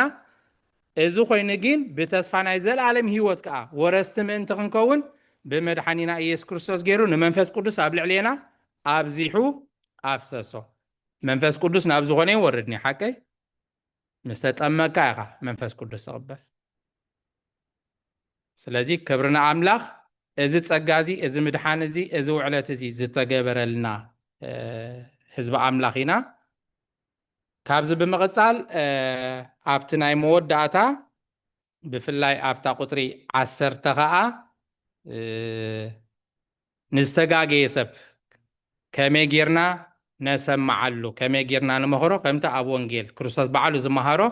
መጀመርታ ተሰማዓሉ ካልኣይ ግዜ ተሰማዓሉ ኢሉ እቲ ስቴፕ ይነግረና ማለት እዩ። እዚ ከዓ ብኸመይ ብጥበብ ብፍቕሪ ንነብር ምስ ሰባት እዩ። ኣብታ ናይ መወዳእታ ምዕዶ ከዓ ነቶም ምስኡ ዝነበሩ ንዜናስ ፈላጥ ሕግን ንኣጵሎስን ኣብ መገሽኦም ገለ ነገር እኳ ከይጎድሎም ብዝከኣለካ ሓግዞም ብምባል ነቶም ስለ ወንጌል ኣምላኽ ዘገልግሉን ዝገሹን ከርተት ዝብሉ ዝነበሩን ኣብ ዕዮኦም ገለ ነገር ከይጎድሎም ሓግዞም ብምባል እቶም ናትና እውን ኢሉ ዕለታዊ ምግቦም ባዕሎም ካሓልዩ ሰናይ ዕዮ ክሰርሑ ዳ ኣይመሃሩ እምበር ብዘይ ፍረ ኣይንበሩ ብምባል ድማ ንስራሕ ክተጉ ከዓ የተባብዖም ማለት እዩ። ስለዚ እታ ሳልሰይቲ ምዕራፍ ወይ እታ ሳልሰይቲ መልእኽቲ ከዓ ሓፈሻዊ ክርስቲያናዊ ስነ ምግባር ኢላ ንኩላትና ኣገልጋልን ተገልጋልን ብዘያፈላላይ ከመይ ኢልና ብጥበብ ብፍቕሪ ክንነብር ከም ዝግበአናን ብዓብዪ ከዓ ብፀጋ ዲሒና ብምሕረት ኣምላኽ ፀዲቕና ንዕኡ ከዓ ከመይ ኢልና ክንዕቅቦ ከመይ ኢልና ክንመላለስ ከም ዘለና ገይሩ ይምዕድ። ሕፅር ብድበለ ፅማቕ ናይዘን 3 ምዕራፍ ነዚ ይመስል። ካብዚ ብምቕፃል ኣብ መንጎ መዝሙር ክንገብር መሰጋገሪት እሞ ኣቦታትና ኣብ መንጎና ኣለው። ተሳተፍቲ ናይዚ ጉባኤ ኩልኹም እውን ከተስተንትኑን ሓሳብኩም ክትህቡን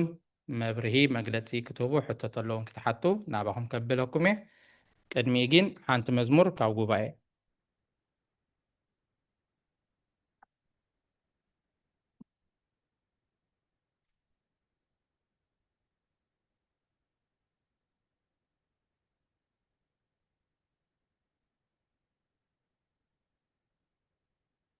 ተዝየለ ካሊእ ኣነ ኣለኹ።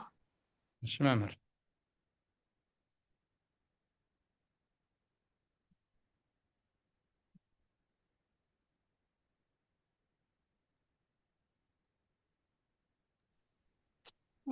بسم الله نود المنفس ቅዱስን ሓደ ኣምላኽ ዝመን ክዝምረሉ ንዓይ ዘፍቀረኒ ሓጢኣተይ ገዲፉ ሂወት ሂቡኒ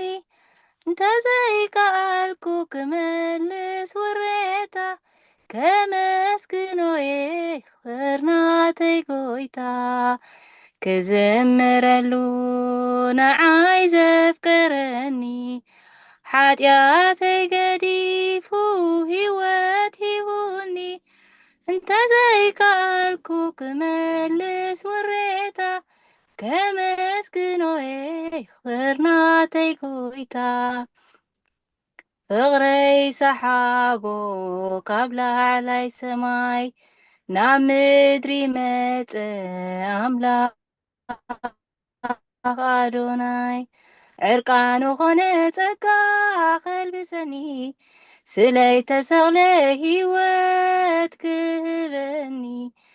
ዕርቃኑ ኾነ ጸጋ ኸልብሰኒ ስለይተሰቕለ ህይወት ክህበኒ ክዘምረሉ ንዓይ ዘፍቀረኒ ሓጢኣተይ ገዲፉ ህይወት ሂቡኒ እንተዘይከኣልኩ ክመልስ ውሬታ ከመስግኖዬ ክብርናተይ ጎይታ በጃ ኾይኑኒ ብኽቡር ደሙ ሌጌዎን የለን ርኢዱ ሃዲሙ ኣርዑተይ ኣምሊቕዎ ካብ ክሳደይ ኣውጁ ጎይታ ናተይ ናጽነተይ ኣርዑተይ ኣምሊቕዎ ካብ ክሳደይ ኣውጁ ጎይታ ናተይ ናጽነተይ ክዘምረሉ ንዓይ ዘፍቀረኒ ሓጢኣተይ ገዲፉ ህይወት ሂቡኒ እንተዘይከኣልኩ ክመልስ ውሬታ ከመስግኖዬ ክብርናተይ ጎይታ ንቅዱስ ቃሉ ጽሒፉ ብልበይ ሓድሽ ኪዳኑ ሂቡኒ ጎይታይ ተቐዲዱ ትዕጽው መጋረጃ ጎይታ ኾይኑኒ ናይ ዘለዓለም በጃ ተቐዲዱ ትዕጽው መጋረጃ ጎይታ ኾይኑኒ ናይ ዘለዓለም በጃ ክዘምረሉ ንዓይ ዘፍቀረኒ ሓጢኣተይ ገዲፉ ህይወት ሂቡኒ እንተዘይከኣልኩ ክመልስ ውሬታ ከመስግኖዬ ክብርናተይ ጎይታ ስሙ ኢየሱስ ናይ ዓለም መድሕን ውዒሉ መስቀል ሞተይ ክኸድን ካብ ውድቀተይ ኣልዒሉኒ ብኢዱ ሒዘይ ኣለኹ ናይ ህይወት መንገዱ ካብ ውድቀተይ ኣልዒሉኒ ብኢዱ ሒዘይ ኣለኹ ናይ ህይወት መንገዱ ክዘምረሉ ንዓይ ዘፍቀረኒ ሓጢኣተይ ገዲፉ ህይወት ሂቡኒ እንተዘይከኣልኩ ክመልስ ውሬታ ከመስግኖዬ ክብርናተይ ጎይታ ክዘምረሉ ንዓይ ዘፍቀረኒ ሓጢኣተይ ገዲፉ ህይወት ሂቡኒ እንተዘይከኣልኩ ክመልስ ውሬታ ከመስግኖዬ ክብርናተይ ጎይታ ስለ መዝሙሩ እግዚአብሔር ይኽበር ይመስገን። ስለ ዝተዋሃበኒ ዕድል የመስግን። ኣገልግሎት ካብ ባራ ዲያቆን ሓወይ ናብ ዝለዓለ ስንጭት ገነት የብፅሕካ። መምህርትኒ ዝማሬ መላእኽቲ የስማዓልና ደስ ትብል ጣዕምቲ መዝሙር ክዝምረልና ፀኒሓ ክዝምረሉ ንዓይ ዘፍቀረኒ ሓጢኣተይ ገዲፉ ህይወት ሂቡኒ ተዘይከኣልኩ ክመልስ ውሬታ ከመስጉንየ ይኽበርናተይ ጎይታ ብምባል እታ መዝሙር ኩላ እንታይ ዓይነት መስዋዕቲ ከም ዝተኸፈለልና ክርስቶስ በጃና ኮይኑ ሞትና ሞይቱ ብሞቱ ብስቕለቱ ብደሙ ከም ዘድሓነና ውዕለት ጎይታ እትገልጽ እንታይ ተበልኬ ንኣምላኽ ከመስጉኖ ውዕለቱ ብዙሕ እዩ ተበጂና ኣድሒንኒ እዩ ድብል ተሓፈሻዊ ትሕሶ ናይታ መዝሙር ሞ ደጊመ ንመምህርና መምህር ትምኒት ዝማሬ መላእኽቲ የስማዓልና። እሺ መምህር ሳራ ኢድካ ሓፋቢል ክጸኒሕኪ ናባኺ። መዝሙረ ዳዊት 13 ቁጥሪ 6 እግዚአብሔር ሰናይ ገይሩለይ እሞ ምስጋንኡ ክዝምር እየ። አሜን። መዝሙር ዳዊት መበል 13 ቁጥሪ 6 እሺ ቃል ሕይወት ተስማዓልና። አሜን። كما يوعدكم داقوني محري سنايتي. እግዚአብሔር ይመስገን። ሓፍትና ሰናይት እንኳዕ ሰላም ኣተኺ። አሜን አሜን።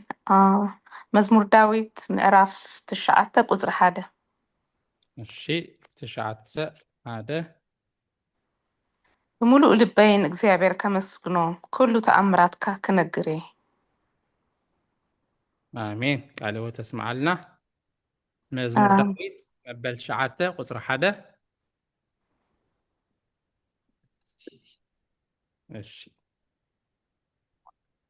አንስ ሓደ ክውስኽ እወ ኦኬ። ቁጽሪ መዝሙር ዳዊት 54 ቁጽሪ 6 54:6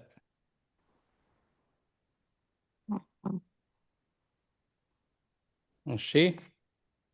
አንብብልና።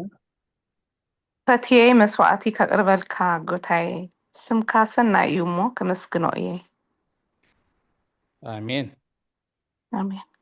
ቃል ሕይወት ተስማዓልና። ኣቦና ኣቤ መልኣከ ሰላም ድማ መዝሙር ዳዊት መበል 116 ፈቕዲ 12 ሂቦምን ኣለዉ።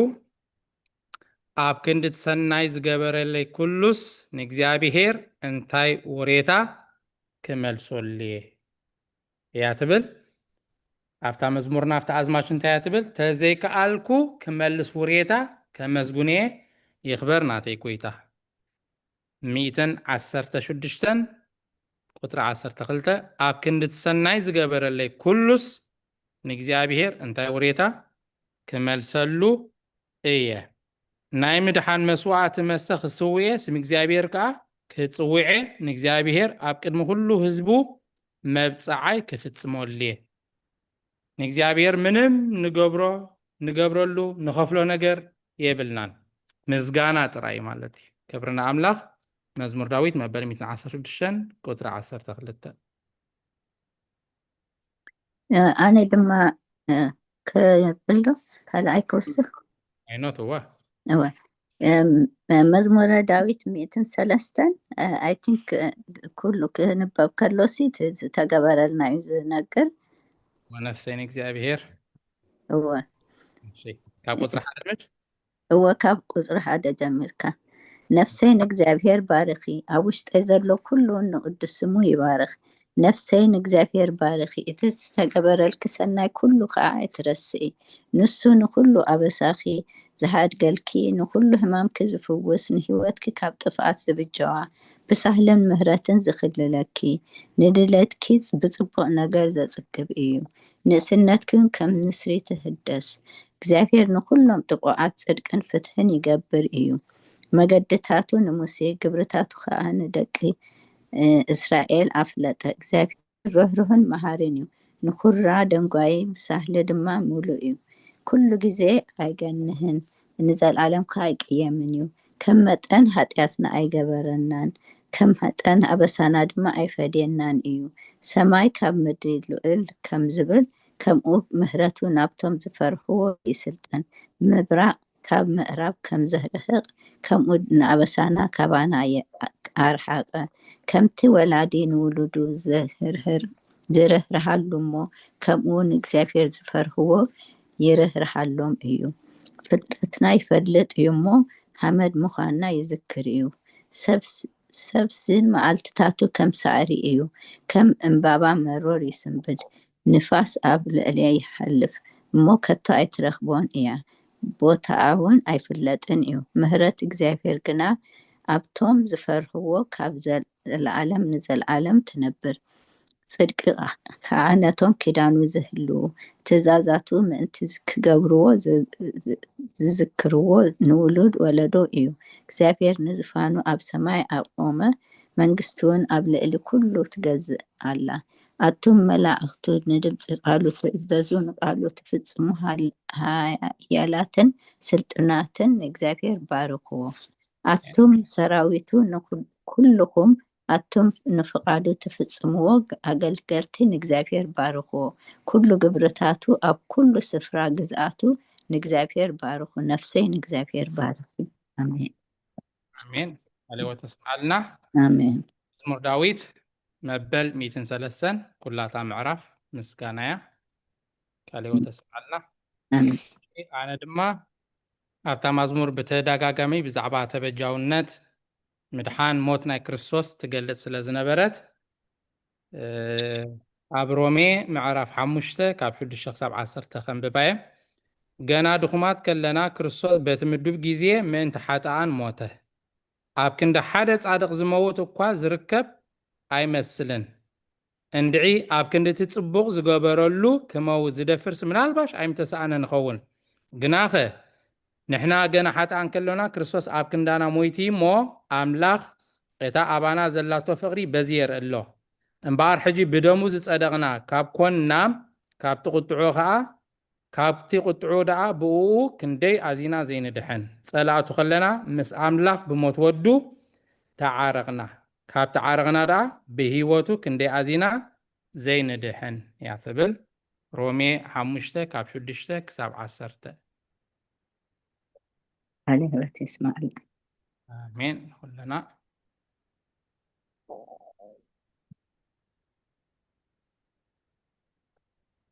ماشي توسخ حساب تديبلنا نابزي نايلومي زرعنايو ناي حوارا قدس باولس ملختي نابتيتو سلسين معرفات حلف إلنا كنرين صنيحنا مو عبد حلف ثلاثة سامنتاتون بسفيحو تماهيرنا يينا سلازي كابزن ثلاثة معرف انتاي تماهيرنا مسقوباء حساباتنا شير كنقبر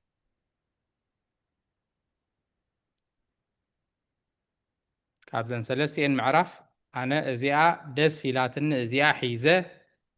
ازياء تماهيرة ازياء استنتينة النبلو مسقوباء نكافل وكل جزء لنا قد من أبوتاتنا محلافي نعاهم عدلك بكم أبوتاتنا قاع صمق أبيلهم كمهرنا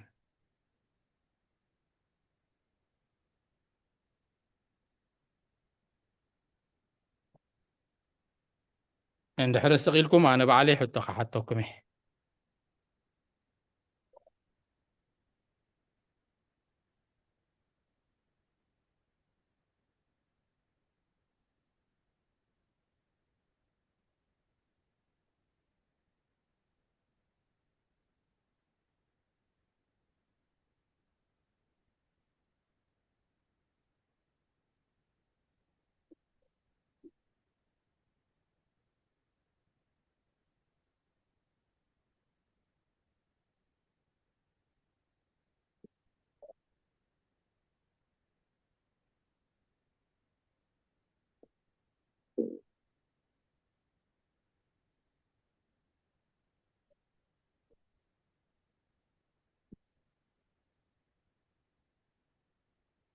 شي كابزن ثلاثين معرف كاب مصحف قدس النانببكم كاب سكرين تدليهم دما معرف كنزيا قطر كنزيا وتصلي بولني دانببكم ولا كتستنتنو تخليهم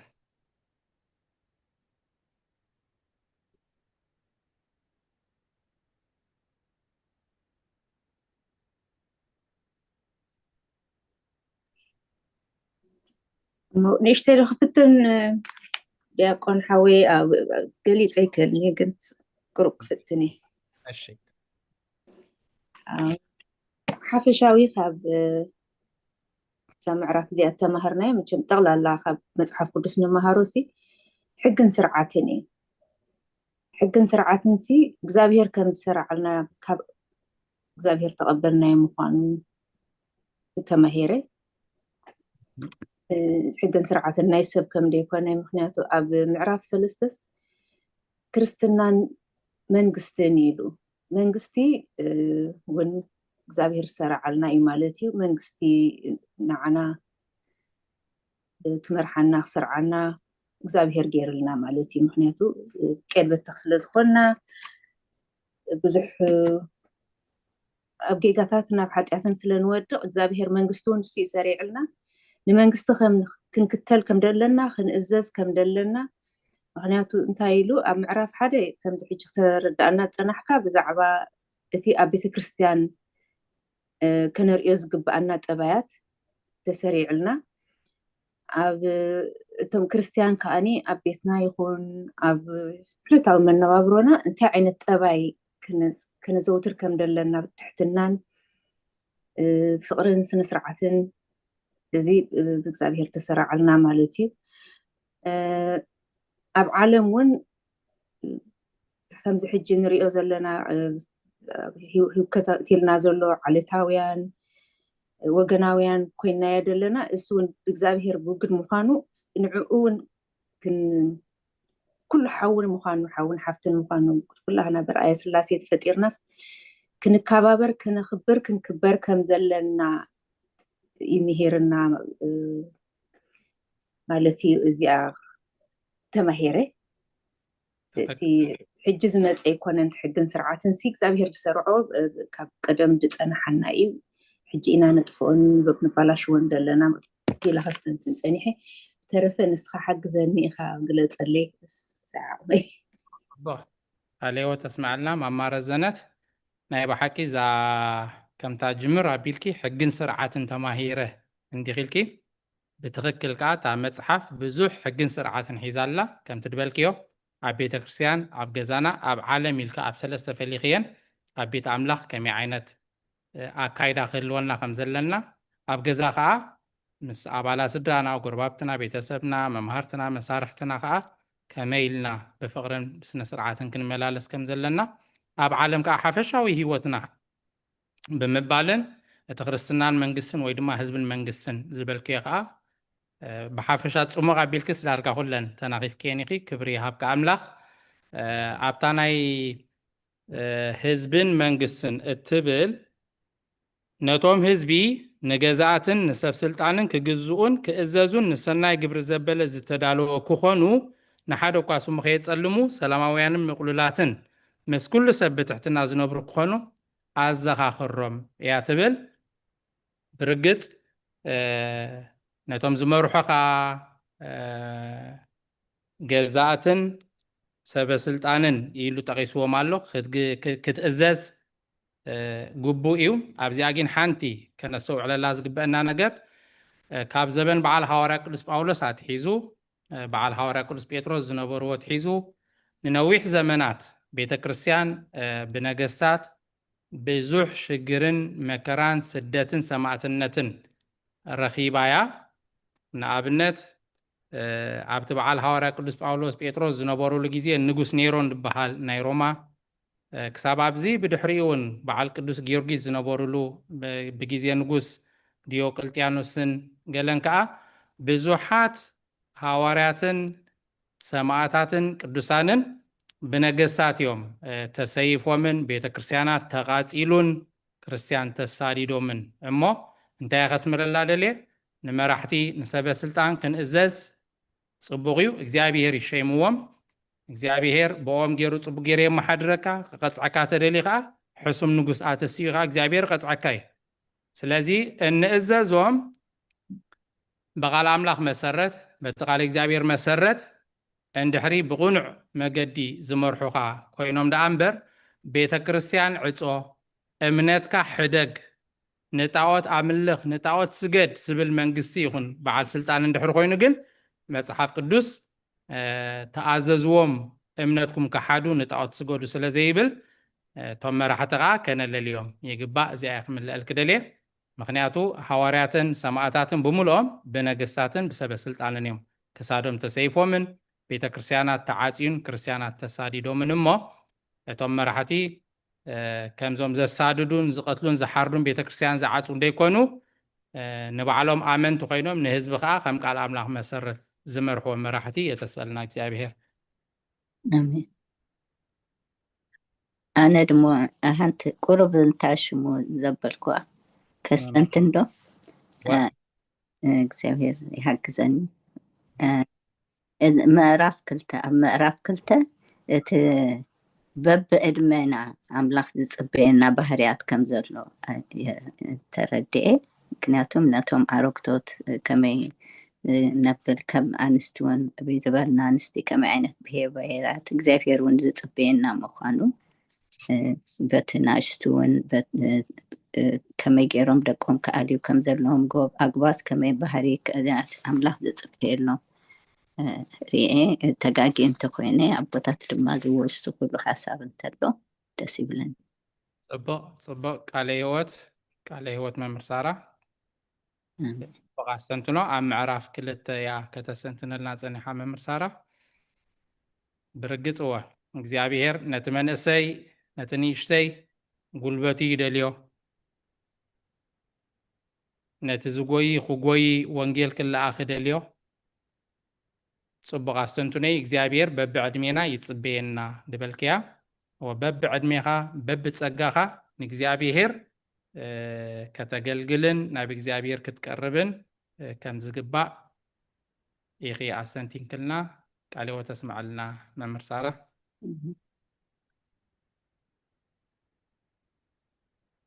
እሺ ካልኦት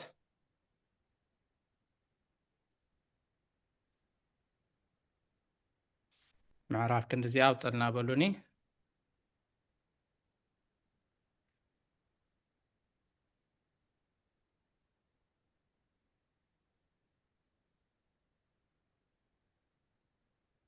نذكرن دينا أنا خحتكم تنسلست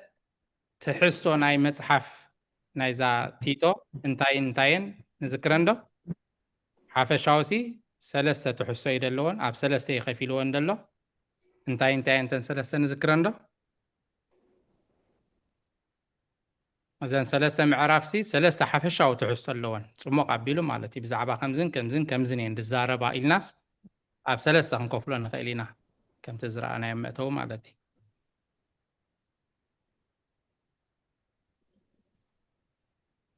رسعنا عندنا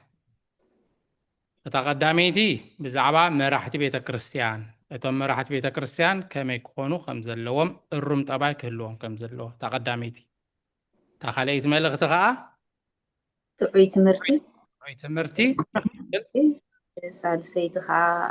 ክርስቲያናዊ ስርዓት ስነ ምግባር ቃለ ሕይወት ኣፍታ ጥዑይ ትምህርቲ ድበልክያ ኸ ኣገባብ ኣመሃህራ ዓበይቲ ከመይ ገይሩ ምህሮም ንመንእስያት ከመይ ኢሉ ምህሮም ንባሮት ከመይ ኢሉ ምህሮም ከዓ ኣገባብ ኣመሃህራ ትምህርትን ኣገባብ ኣመሃህራን ማለት እያ ተኻሊኢት መጀመርታ ኣገልገልቲ ኣገልጋሊ ምስ ተረኽበ ከዓ እንታይ ዓይነት ትምህርትን ከመይ ገይሩ ክምህር ከም ዘለዎን ከዓ ታሳልሰይቲ ከዓ ንኩሉ ደጠቃልል ድማ ክርስቲያናዊ ጠባይ ወይ ድማ ክርስቲያናዊ ስነ ምግባር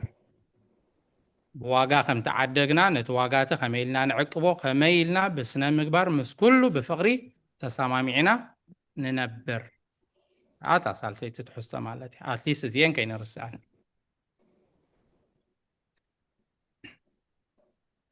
እሺ ዕድል ክበኩም ቅድሚ ናብ ቦታት ምሕላፍና 4 دقيقة يدلنا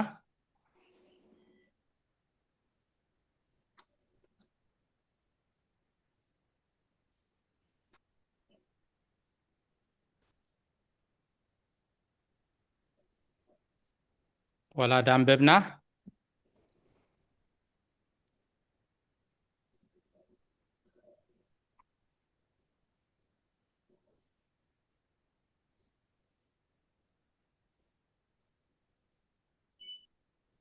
حانت تقسخنا ببندي بزعبا زي انتاي نستنتن كبلوكمي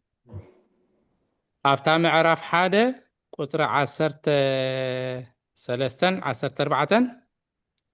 إذا مسكر زي حقيو مسبلة سلازي بإمنت من تختعيو نستوعل بإمنت من تختعيو أبس وصوايات أيهودن نابت إزازات إتوم نحكي زنت أوغو سباتن كي يغلبو أتصبيك جنحايو يعتبر بإمنت من تختعيو أبس وصوايات أيهودن نابت إزازات إتوم نحكي زنت أوغو سبات كي يغلبون أتصبيك جنحايوم يعتبر لما خابزي أنتين المهار مزيكي زي مزيزابين زي أتأساسيرنا بإمنت من تقطعيو يلو أبصو صوايات أيهودن نابت إزازات إتوم نحق زنت أوغو سباتن كيغلبو أتصبيكا جنحيو كابصو صوايات أيهود كروحكون نتوم نحق زنت أوغو سبات كا نابعاتهم كا كيغلبو أتصبيكا جنحيو مبلال لمو انتين المهار بزعبازيا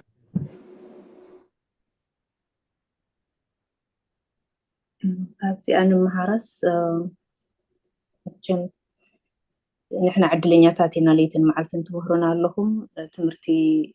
ነዚ ስኢኖም ዝጠፍኡ ብዙሓት ኣለውና ኣሕዋትና ኣብ ቤተሰብና ኣብ ኩሉ ንሕና ኣብ ስደትና ኢና ሓቂ ሓይሽ መፅሓፍ ቅዱስ ቀሊዕናዮ ወይ ፈሊጥና ሳላኻትኩም እግዚኣብሔር ክብርን ምስጋናን ይኹኖ ጓሶት ሰዲድልና ኣብ ስደትና ኣለይቲ መምሃራን ሰደደልና ኣብ ዓዲ ከለኹ ኣነ ብስመራ ከለኹ ምንም ነገር መጽሐፍ ቅዱስ ተማሂረ ይፈልጥም ቤተክርስቲያን ኸይዴ እምነት ኣለኒ ኣብ ቀጥር ቤተክርስቲያን ተሳሊመ ጸሎት ገይረ እንደዛ ይዝምለስ ነይረ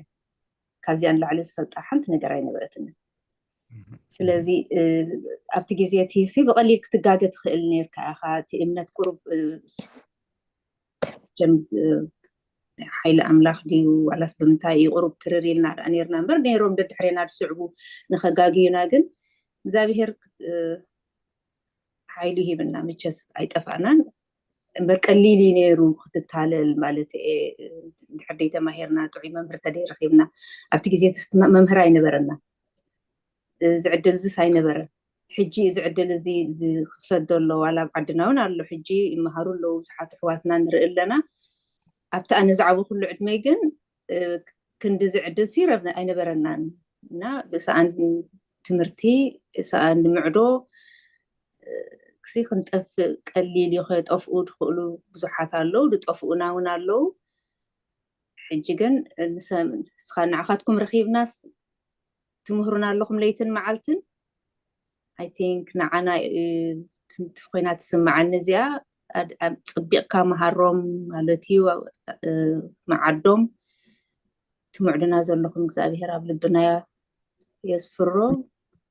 ብኡ ከዓኒ ክንነብር ካ እግዚኣብሔር ይሓግዘና ንዓኻትኩም ካፀጉ የብዝኩም ኣሜን ኣለዎ ተስማዕልና እስኪ ካልኦት እዛ ኣብ ስክሪን ገይረ ብብሉ ማርክ ገይረያ ዘለኹ ብእምነት ምእንቲ ክትዕዩ ናብ ፅውፅዋያት ኣይሁድን ናብ ትእዛዛት እቶም ካብ ሓቂ ዝዘንበሉ ሰባትን ከየቕልቡ ኣሕሚምካ ግን ሓዮም ወይ ድማ ኣጥዒኻ ግን ሓዮም መዓዶም እያ ትብል ዘላ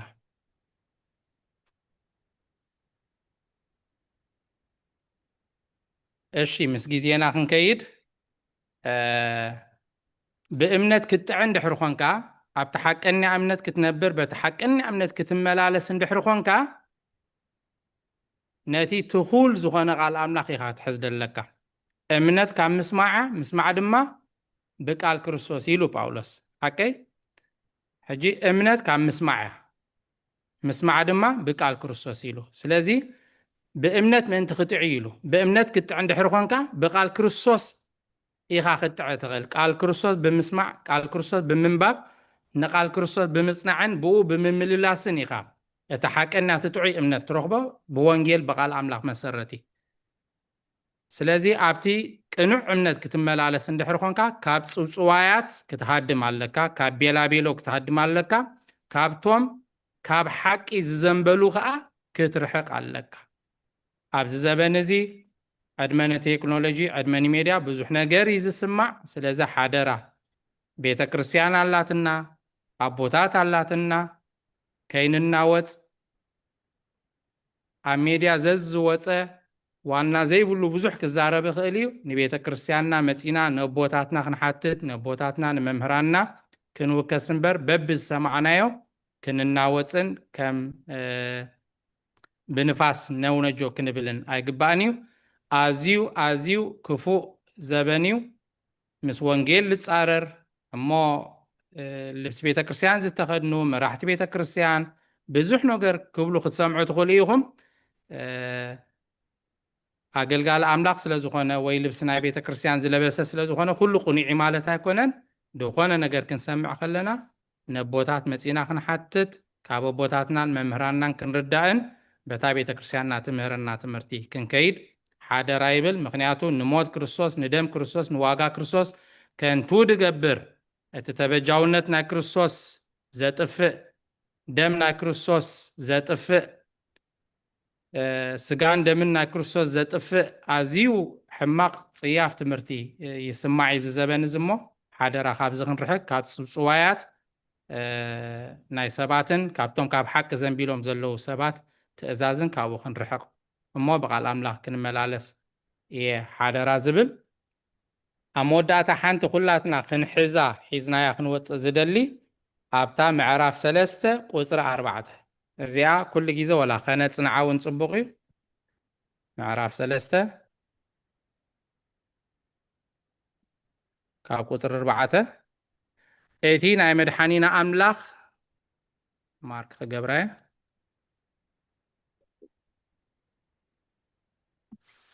እቲ ናይ መድሓኒና ናይ ኣምላኽ ሕያውነትን ፍቕሩን ንሰብ ምስ ተገልጸ ግና ንሱ ብምሕረቱን ብምሕፃብ ሓድሽ ልደትን ብምሕዳስ መንፈስ ቅዱስን እዩ ዘድሓነና እምበር ንሕና ብዝገበርናዮ ግብሪ ጽድቂ ኣይኮነን ብጸጉኡ ጸዲቕና ብተስፋ ናይ ዘላለም ህይወት ወረስቲ ምእንቲ ክንከውንሲ ብመድሓኒና ኢየሱስ ክርስቶስ ገይሩ ንመንፈስ ቅዱስ ኣብ ልዕሌና ኣብዚሑ ኣፍሰሶ ካብዚኣ ኸ እንታይ ክንሕዝ ደልየ ብግብርና ኣይጸደቕናን ብግብርና እውን ክንጸድቕ ኣይንኽእል ኢና እቲ ፍቕርን ሕያውነትን ናይ መድሓኒና ናይ ኣምላኽና ምስ ተገልጸ ኢና ብምሕረቱ ጸዲቕና በቲ ብምሕፃብ ሓድሽ ልደትን ብምሕዳስ መንፈስ ቅዱስን ኢና ዲሒና እሞ ካብዛ ናይ ቲቶ ብፍሉይ እዚኣ ክትሕዝዋን ከይትርስዕዋን ስለ ዝደለኹ እየ ብግብሩ ዝጸድቕ ሰብ የለን ብምሕረት ኣምላኽ ብጸጋ ኣምላኽ ኢና ድሒና ድገበርና እንተገበርና ጽድቅና ኣብ ቅድሚ ኣምላኽ ጽዩቕ ጨርቂ እዩ ኢሳያስ 62 እያ መስለኒ ጌጋ ክለለይ ጽድቅና ጽዩቕ ጨርቂ እሞ 64 ቃልዮ ተስማዕልና ኣቦና ነንብባይና ኣብ ኢሳያስ 64 ኣላትና ድገበርና ተገበርና ጽድቅና ጽዩቕ ጨርቂ እዩ ኣብ ቅድሚ ኣምላኽ ምንም ጽድቂ ይብልናን ብባዕልና ብርእስና እንተልና ማለት እዩ እሞ እግዚአብሔር ኣምላኽ ከምቲ ብጸጉኡ ዘድሓነናን ዘዝደቐናን እሺ ትንቢት ኢሳይያስ ምዕራፍ 64 ፍቕዲ 6 እያ ኣብ ሓለፈ ሰሙን ጠቒስያ ነይረ ከስተንትን ከለኹ ቃልዮ ተስማዕልና ኣቦና ስለዚ ነዚ ክንገብር ኣምላኽ ብጸጉ ይደግፈና ካብዚ ብምቕጻል ናብ ኣቦታትና ክሓልፈኩም እየ ድኾነ ሓሳብ ምስትንታን ሕቶት ኣለኩም ኣቦታትና ኣብዛ መድረኽ ከለዉ ኢድኩም ሓፍ ኣቢልኩም እውን ክትሓቱ ትኽእሉ ኢኹም ተመሊስና ስለ ዘይንሪኣ ነዛ ናይ ቲቶ ወዲእና ስለ ዘለና ማለት እዩ ናብ ኣቦና ከብለኩም እየ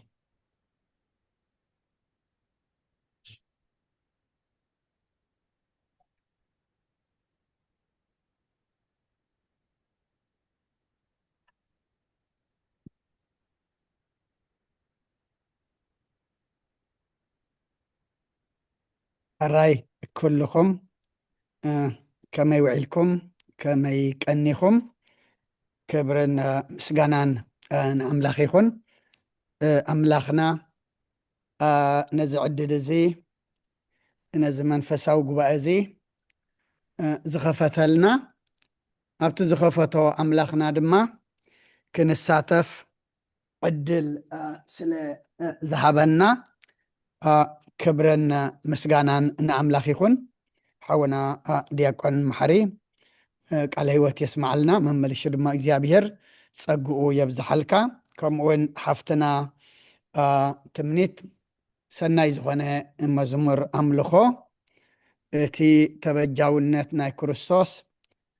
እቲ ዋጋና እቲ ዝተኸፍለልና ተስተንትን መዝሙር እያ እሞ ዝማርየ መላእኽቲ የስማዓልና ኩሉ ግዜ ድማ ክዝምረሉ የንብርኪ ኩልኹም ኣብዚ ጉባኤ ካብዘን 3 ዓርቢ ዝተምሃርናየን ሎሚ ድማ 4ይ ዓርቢ ጽማቕ ናይ ኩለን ኣስተንትኖ ናይ 3 ምዕራፍ ኩልኹም ሓሳብኩም ክትህቡ ክትህባ ዘምሰኽን ድማ እግዚኣብሔር ኣምላኽና ንኩልኹም ዘመን ኣገልግሎትኩም ይባርኽ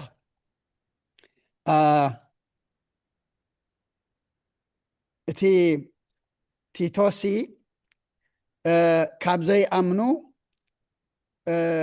ካብ ስድራ ቤት ኣረማውያን ዝተወልዱ እዩ ኢሉ ኣብቲ መእተዊ ከንብቦ ከሎ ሓውና ዲያቆን መሓሪ قرم إلني كاب أرمنينت مسيو كاب بؤو وي كاب ديو وي كاب عبايو وي كاب أبحقو زورسو زتمهرو زفلطو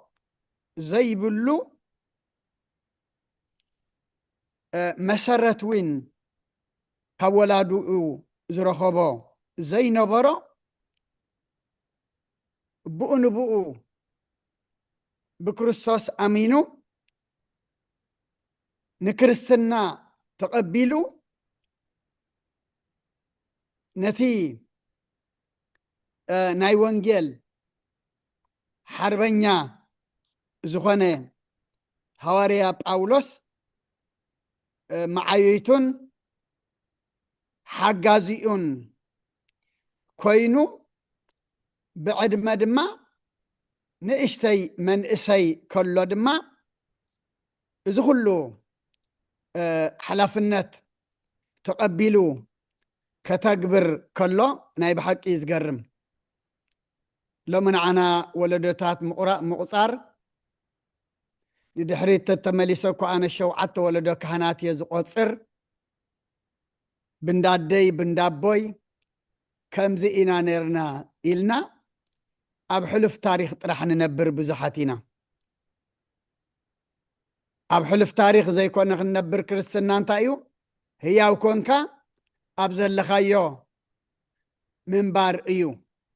أمو كابتيتو نايب حق بزحنا قرينا نمهر أبتا قدامي تغمت التبهلنا اتوم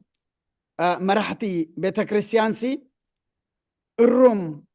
طباي كلهم اللو إلو مغنياتو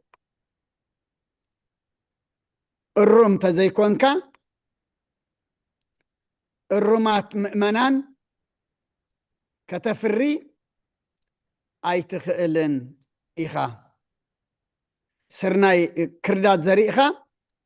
سرناي كتعصد أي تخيلن إخا إيشوخ تخيل كادما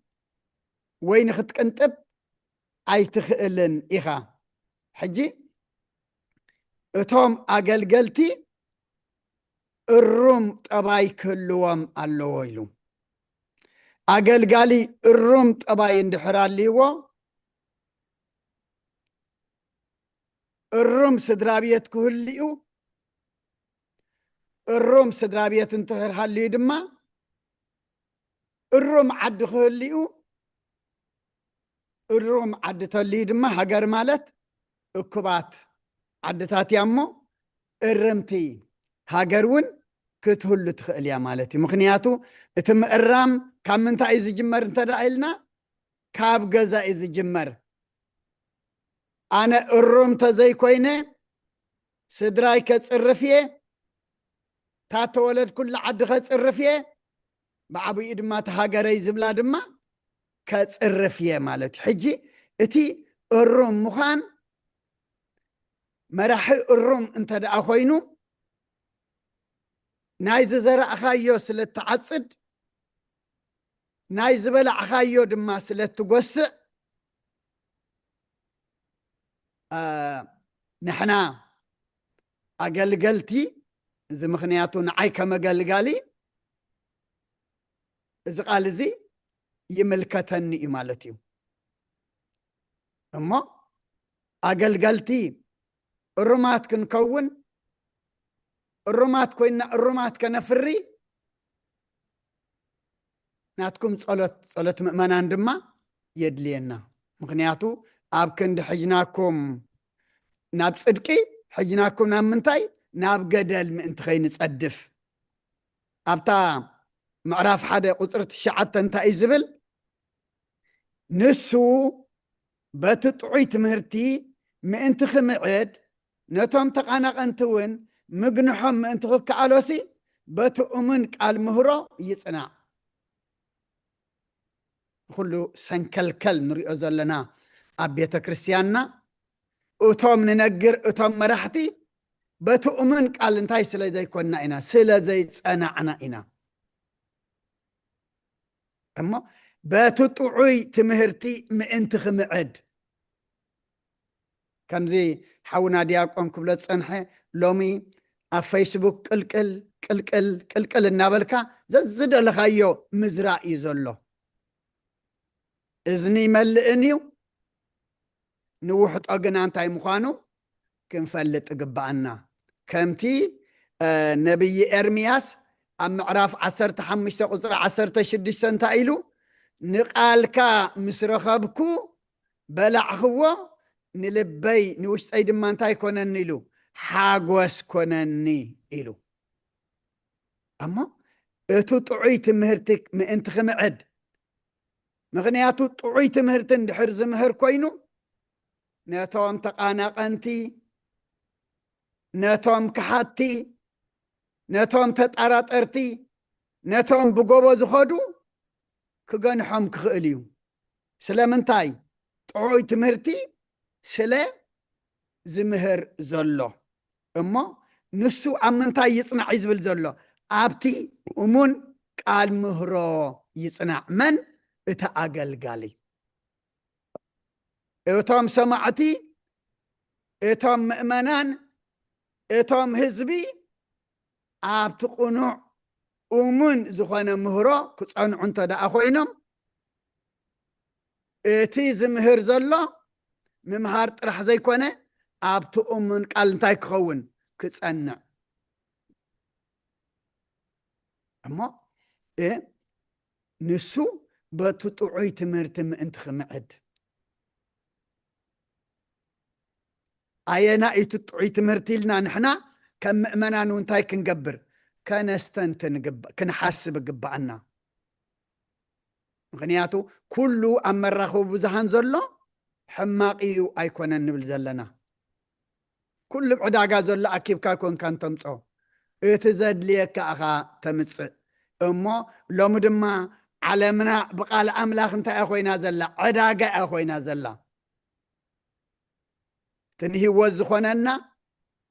ምስ ኣምላኽ ዘተዓርቀና ኣብ እምነትና ድማ ዘጽንዓና ምህሮ ክንሕዝ እግዚኣብሔር ንኩልና ይሓግዘና እታ ካልኣይቲ ድማ እንታይ እያ ትብል ነራ ነቶም ኣብ ውሽጢ ቤተ ክርስቲያን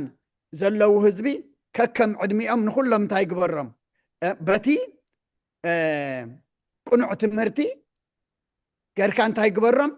እማዓዶም እዩ ከምቲ ክበሃለና ፀንሐ ብቀዳማይ እውን ክንመሃር ከለና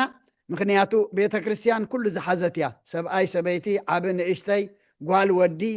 ህፃን ጎበዝ ኩሉ ዝሓዘት እያ ሕጂ ነቶም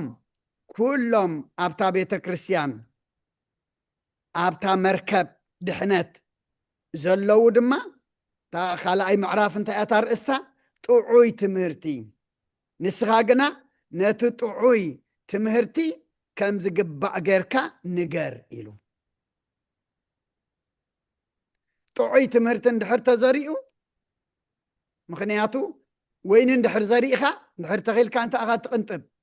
ወይኒ ኢኻ ትቕንጥብ ስርናይ እንተዘሪእኻ ድማ ስርናይ ኢኻ ተዓፅድ ቃል ኣምላኽ ድማ ኩሉ እንታይ እዩ ጥዑይ እዩ ሰባት ዘእተውዎ ከም ቃል ኣምላኽ ተመሲሉ ኣብ ቤተ ክርስቲያን ዝኣተወ ኣብ ቤተ ክርስቲያን ዝተቐመጠ ግና ብዙሕ ነገር ኣሎ ግን ንስኻ ግና ነቲ ጥዑይ ትምህርቲ እንታይ ግበር ከም ዝግባእ ገርካ ድማ እንታይ ግበር ንገር እግዚአብሔር ኣምላኽና ነብይ ሕዝቅኤል እንታይ ኢልዎ እነሆ ቃለይ ኣብ ኣፍካ የንብር ኣለኹ ንስኻ ድማ እንታይ ግበሮም ኣብ ክንዳይ ኮንካ ግን ሓዮም ኣጠንቅቆም ኢሉ ቃል ኣምላኽ መሐንቀቕ ይኮነን ቃል ኣምላኽ ሴፍ እዩ ክልተ ዝኣፉ ሴፍ ኢልዎ እሞ እንድሕር ጥዑይ ትምህርቲ ከም ዝግባእ ጌርካ ምሂርካ ድማኒ ረዘንቲ ቶም ኣረገውቲ ሰብኡት ጥንቁቃት ኮኑ رزنتي لبامات بأمنات بفقري بتعقس انتاي خونو طعيات خونو مخنياتو اتتزرقم انتاي سلازغونه طعوي زرق سلتزرقم اتفريقم دما طعوي فرد ما يخون اتان عرقوتا انستون كومو ننبرت قدسنا كم زقبا زي حميتي بزح وين نمستاي باروت زي كونا مهار تسناي كونا اني لكبرنا املاخ يكون انتاي سلاز تمارا طوعي تمهرتي سلاز تمهرا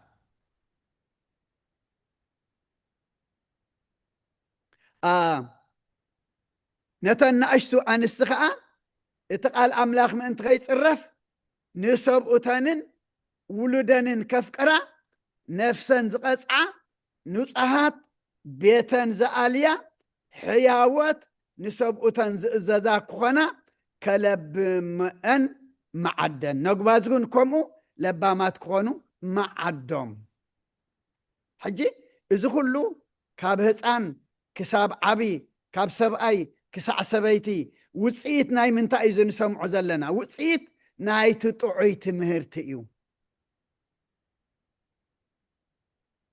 سقا مريم إنان بلع دم مريم إنان ستنا تباله زرب زلوك إن محجي زي سمعنا يو زي مهير كهم يقر كاتعين مؤمن كتفري إذا صبح زسكال سقايو إذا ما صبح زفسس ناي حدش كيدان دمئي بلنبر ناي يدي ناي عبايي أي بلن أما اتطعوي تمهرتي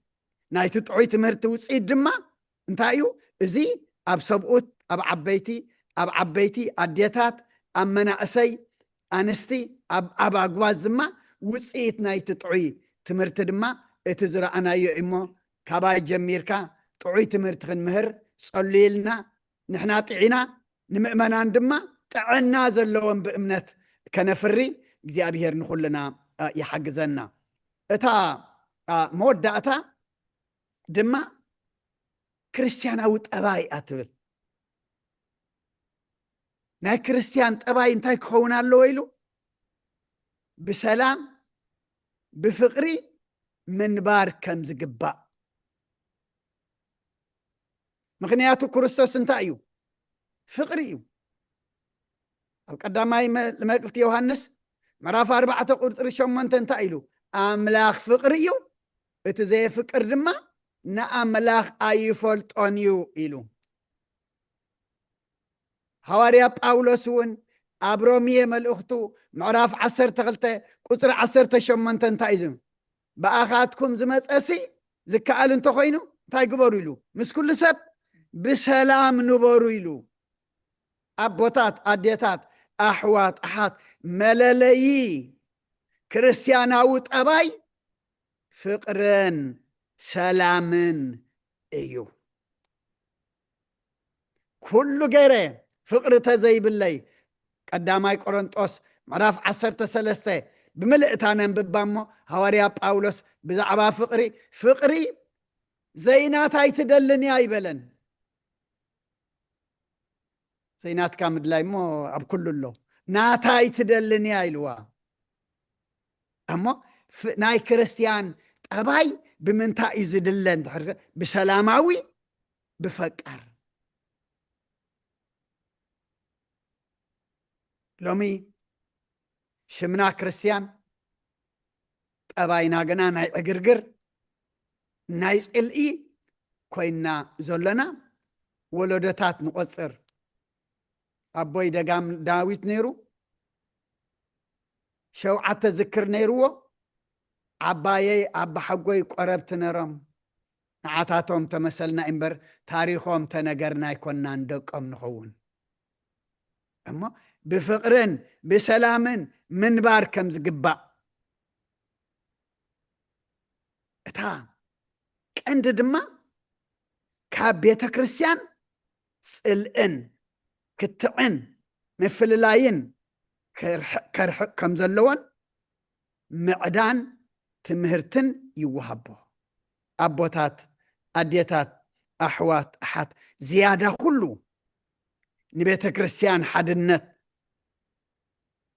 نبيت كريستيان عبيت نبيت كريستيان سلام كل واقعنا نكفل زلنا سلئن كتعن مفل لاين كويتا غزارب كله أبو انجيل ماتيوس معراف 10 تغلته قصر عسران حمش سنتايلو تفلاليت كتما تعنو تفلاليت من قصغه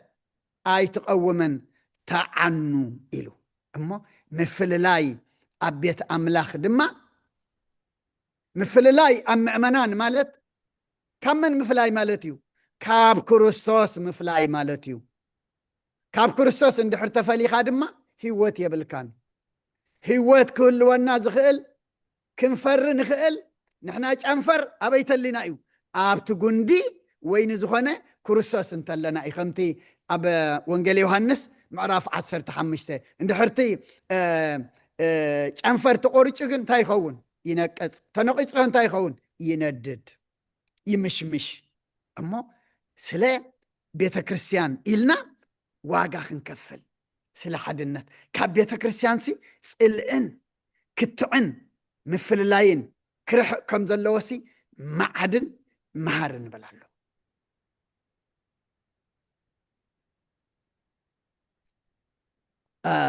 أبتي معرف سلسته قطرة الشعته ناي عشنت كركرن قصري ولدتاتن بناي حقج أو عون بأسن جنا زي تأكم من كنتون يمو انتاي قبرو أجلسلو إلو أبطات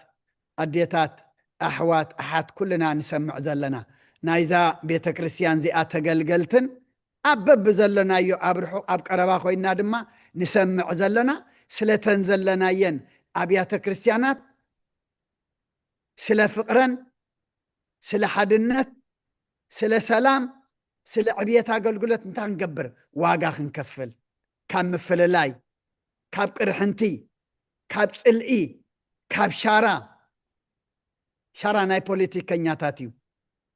سلئ ناي شيطانيو أبتي قداما يوحنس معراف 3 اتين حوت سلئ سنتا إلوه قتال نفسي إلوه أما نبيت كريستيان إذا تعنا أي هبانيو نمأمنان دما إذا سلام أي هبانيو أمو سلا حدنت بيت كريستيان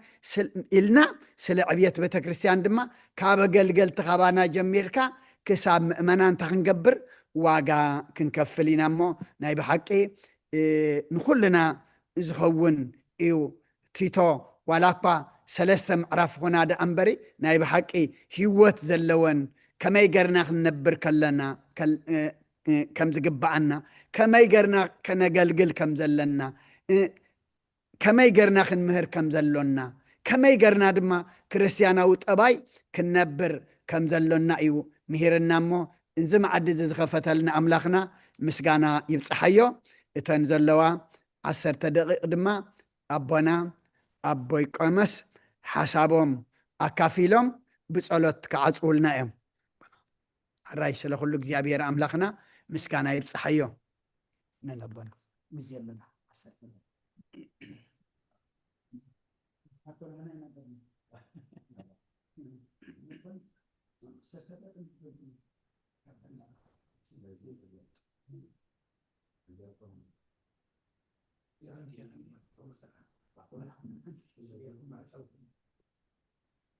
أقول لك كمبيوتر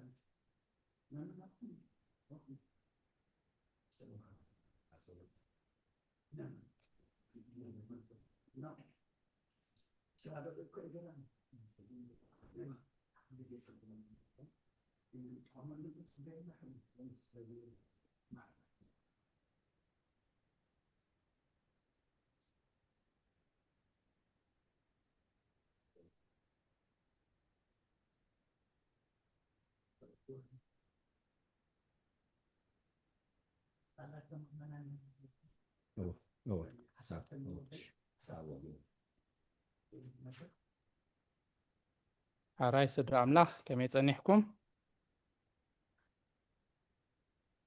ሕራይ ንእሽተይ ግዜ ኣላትና 10 ደቂቕ ንምእመናን ነዞም ኣብዚ ጉባኤ ዘለው ዕድል ክወሃብ ስለ ዝበሉ ኣቦታትና ካብዚ ሎም ዝተማሃርናዮ ዝሰማዕናዮ ደንብብናዮ ኣብዘን ናይ ቲቶ 3 ምዕራፋት ገለ ክትብሉ ዕድል ክህበኩም እየ ከምዚ ቦና ድብልዎ በቃ 3 ምዕራፍን ኣዝየን በቃ ኣብ ሂወት ከመይ ጌርካ ክትነብር ከም ደለካ ኣብ ገዛኻ ኣብ ደገ ኣብ ቤተ ክርስቲያን ብደይ ምንም ተረፍ ፅቡቅ ገይሩ ፅሒፍዋ እዛ መልእኽቲ እሞ ገለ ክትብሉ ናባኹም ሓደራ ወላነኒ ይሸይቃል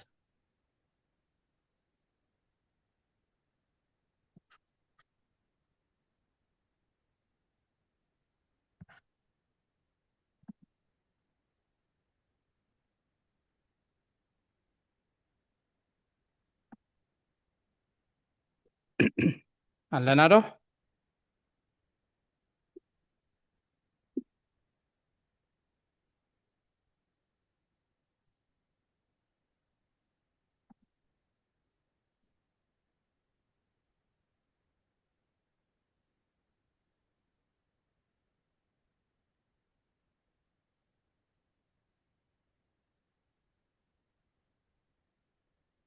حاونا دياقون ساميل قلدت بلنا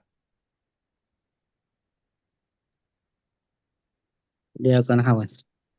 احنا غاني الشيك كافت بارخت كنكافل الراي እግዚአብሔር ይመስገን ስለዚህ ነበረና ጊዜ አሜን ቃል ሕይወት ተስማዓልና ነብናውን ቃል ሕይወት ተስማዓልና ብገረም እዮም ትገልጹልና ጽኒሖም ንዑ መድጋሚ ዝኸውን ብዝኾነ ግን ሓሳበይ ክህብ እንተኾይነ ቲቶ ልክዕ ከም ናይ ጢሞቴዎስ ንኣሹ ስለ ዝነበሩ እዛ መልእኽቲ እዚኣ ወይ ዘን 3 ምዕራፋት እዚአን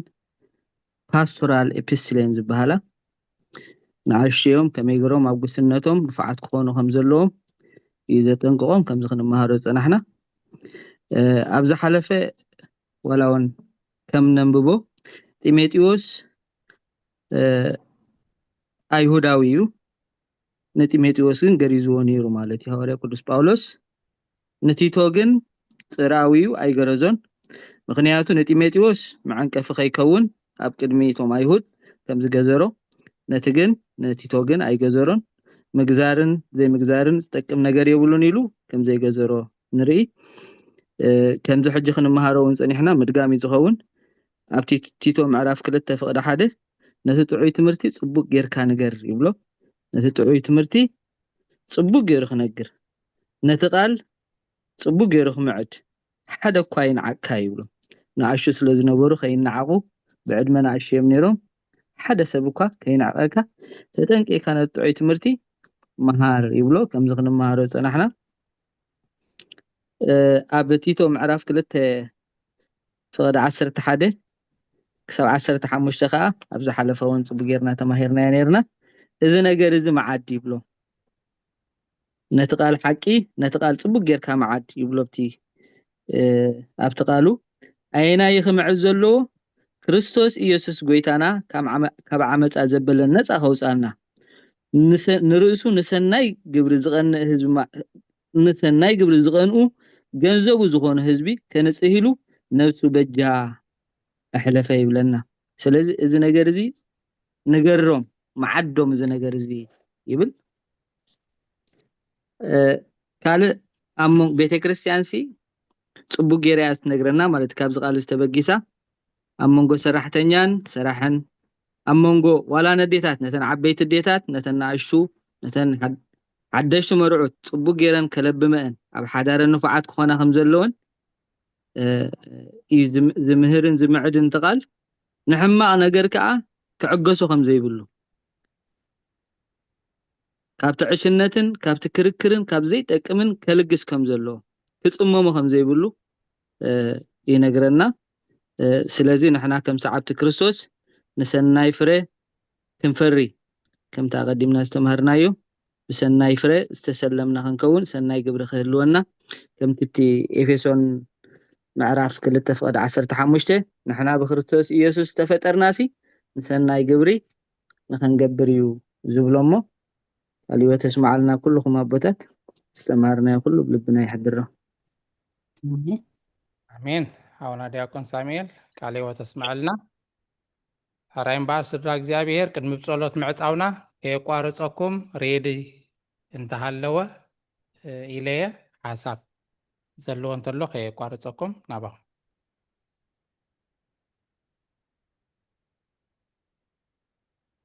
እሺ እምበኣር ብጸሎት ክንዓፁ ኣቦና ጸሎት ክገብሩልናዮም ኣቦታትና ንጸሎት ንዳሎ።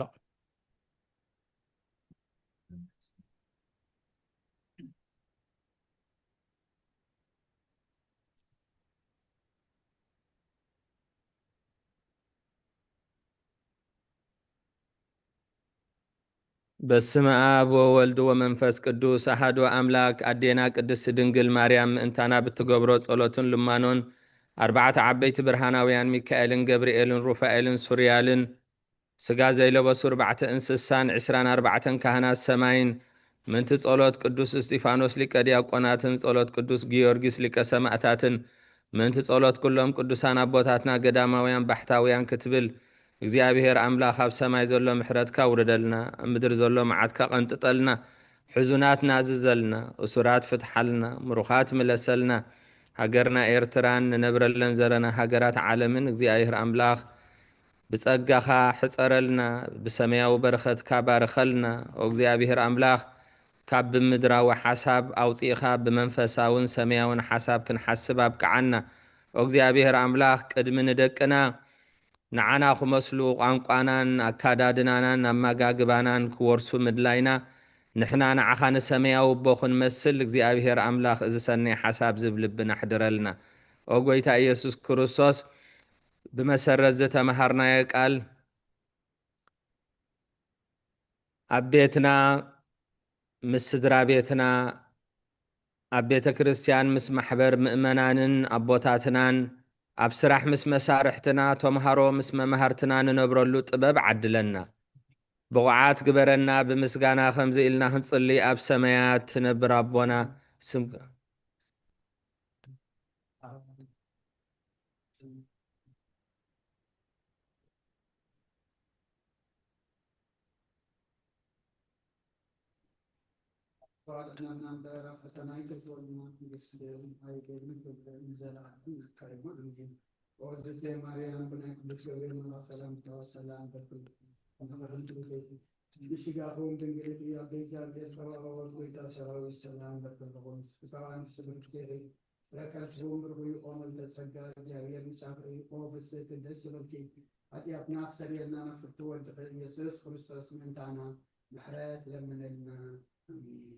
ፍቅሪ እግዚአብሔር አቦ ጸጋ ሓደ ወዱ ጎይታናን አምላኽናን መድሓኒናን ኢየሱስ ክርስቶስ ሕብረትን ውህበታት ናይ መንፈስ ቅዱስ ምሳኻትኩም ይኹን። ብሰላም እተው።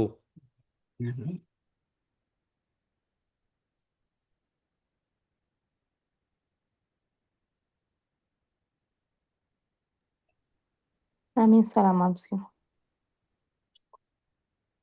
ስለዝነበረና ናይ ትምህርቲ ጊዜ እግዚአብሔር ዝተመስገነ ይኹን። ቃለ ሕይወት የስማዓልና። ብሩኽ ለይቲ። አሜን። ቃለ ሕይወት የስማዓልና። አገልግሎትኩም ይባረክ። ብሩኽ ለይቲ።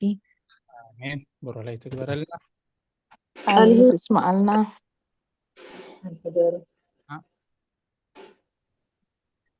ብሩኽ ለይቲ ደሓን ሕደሩ።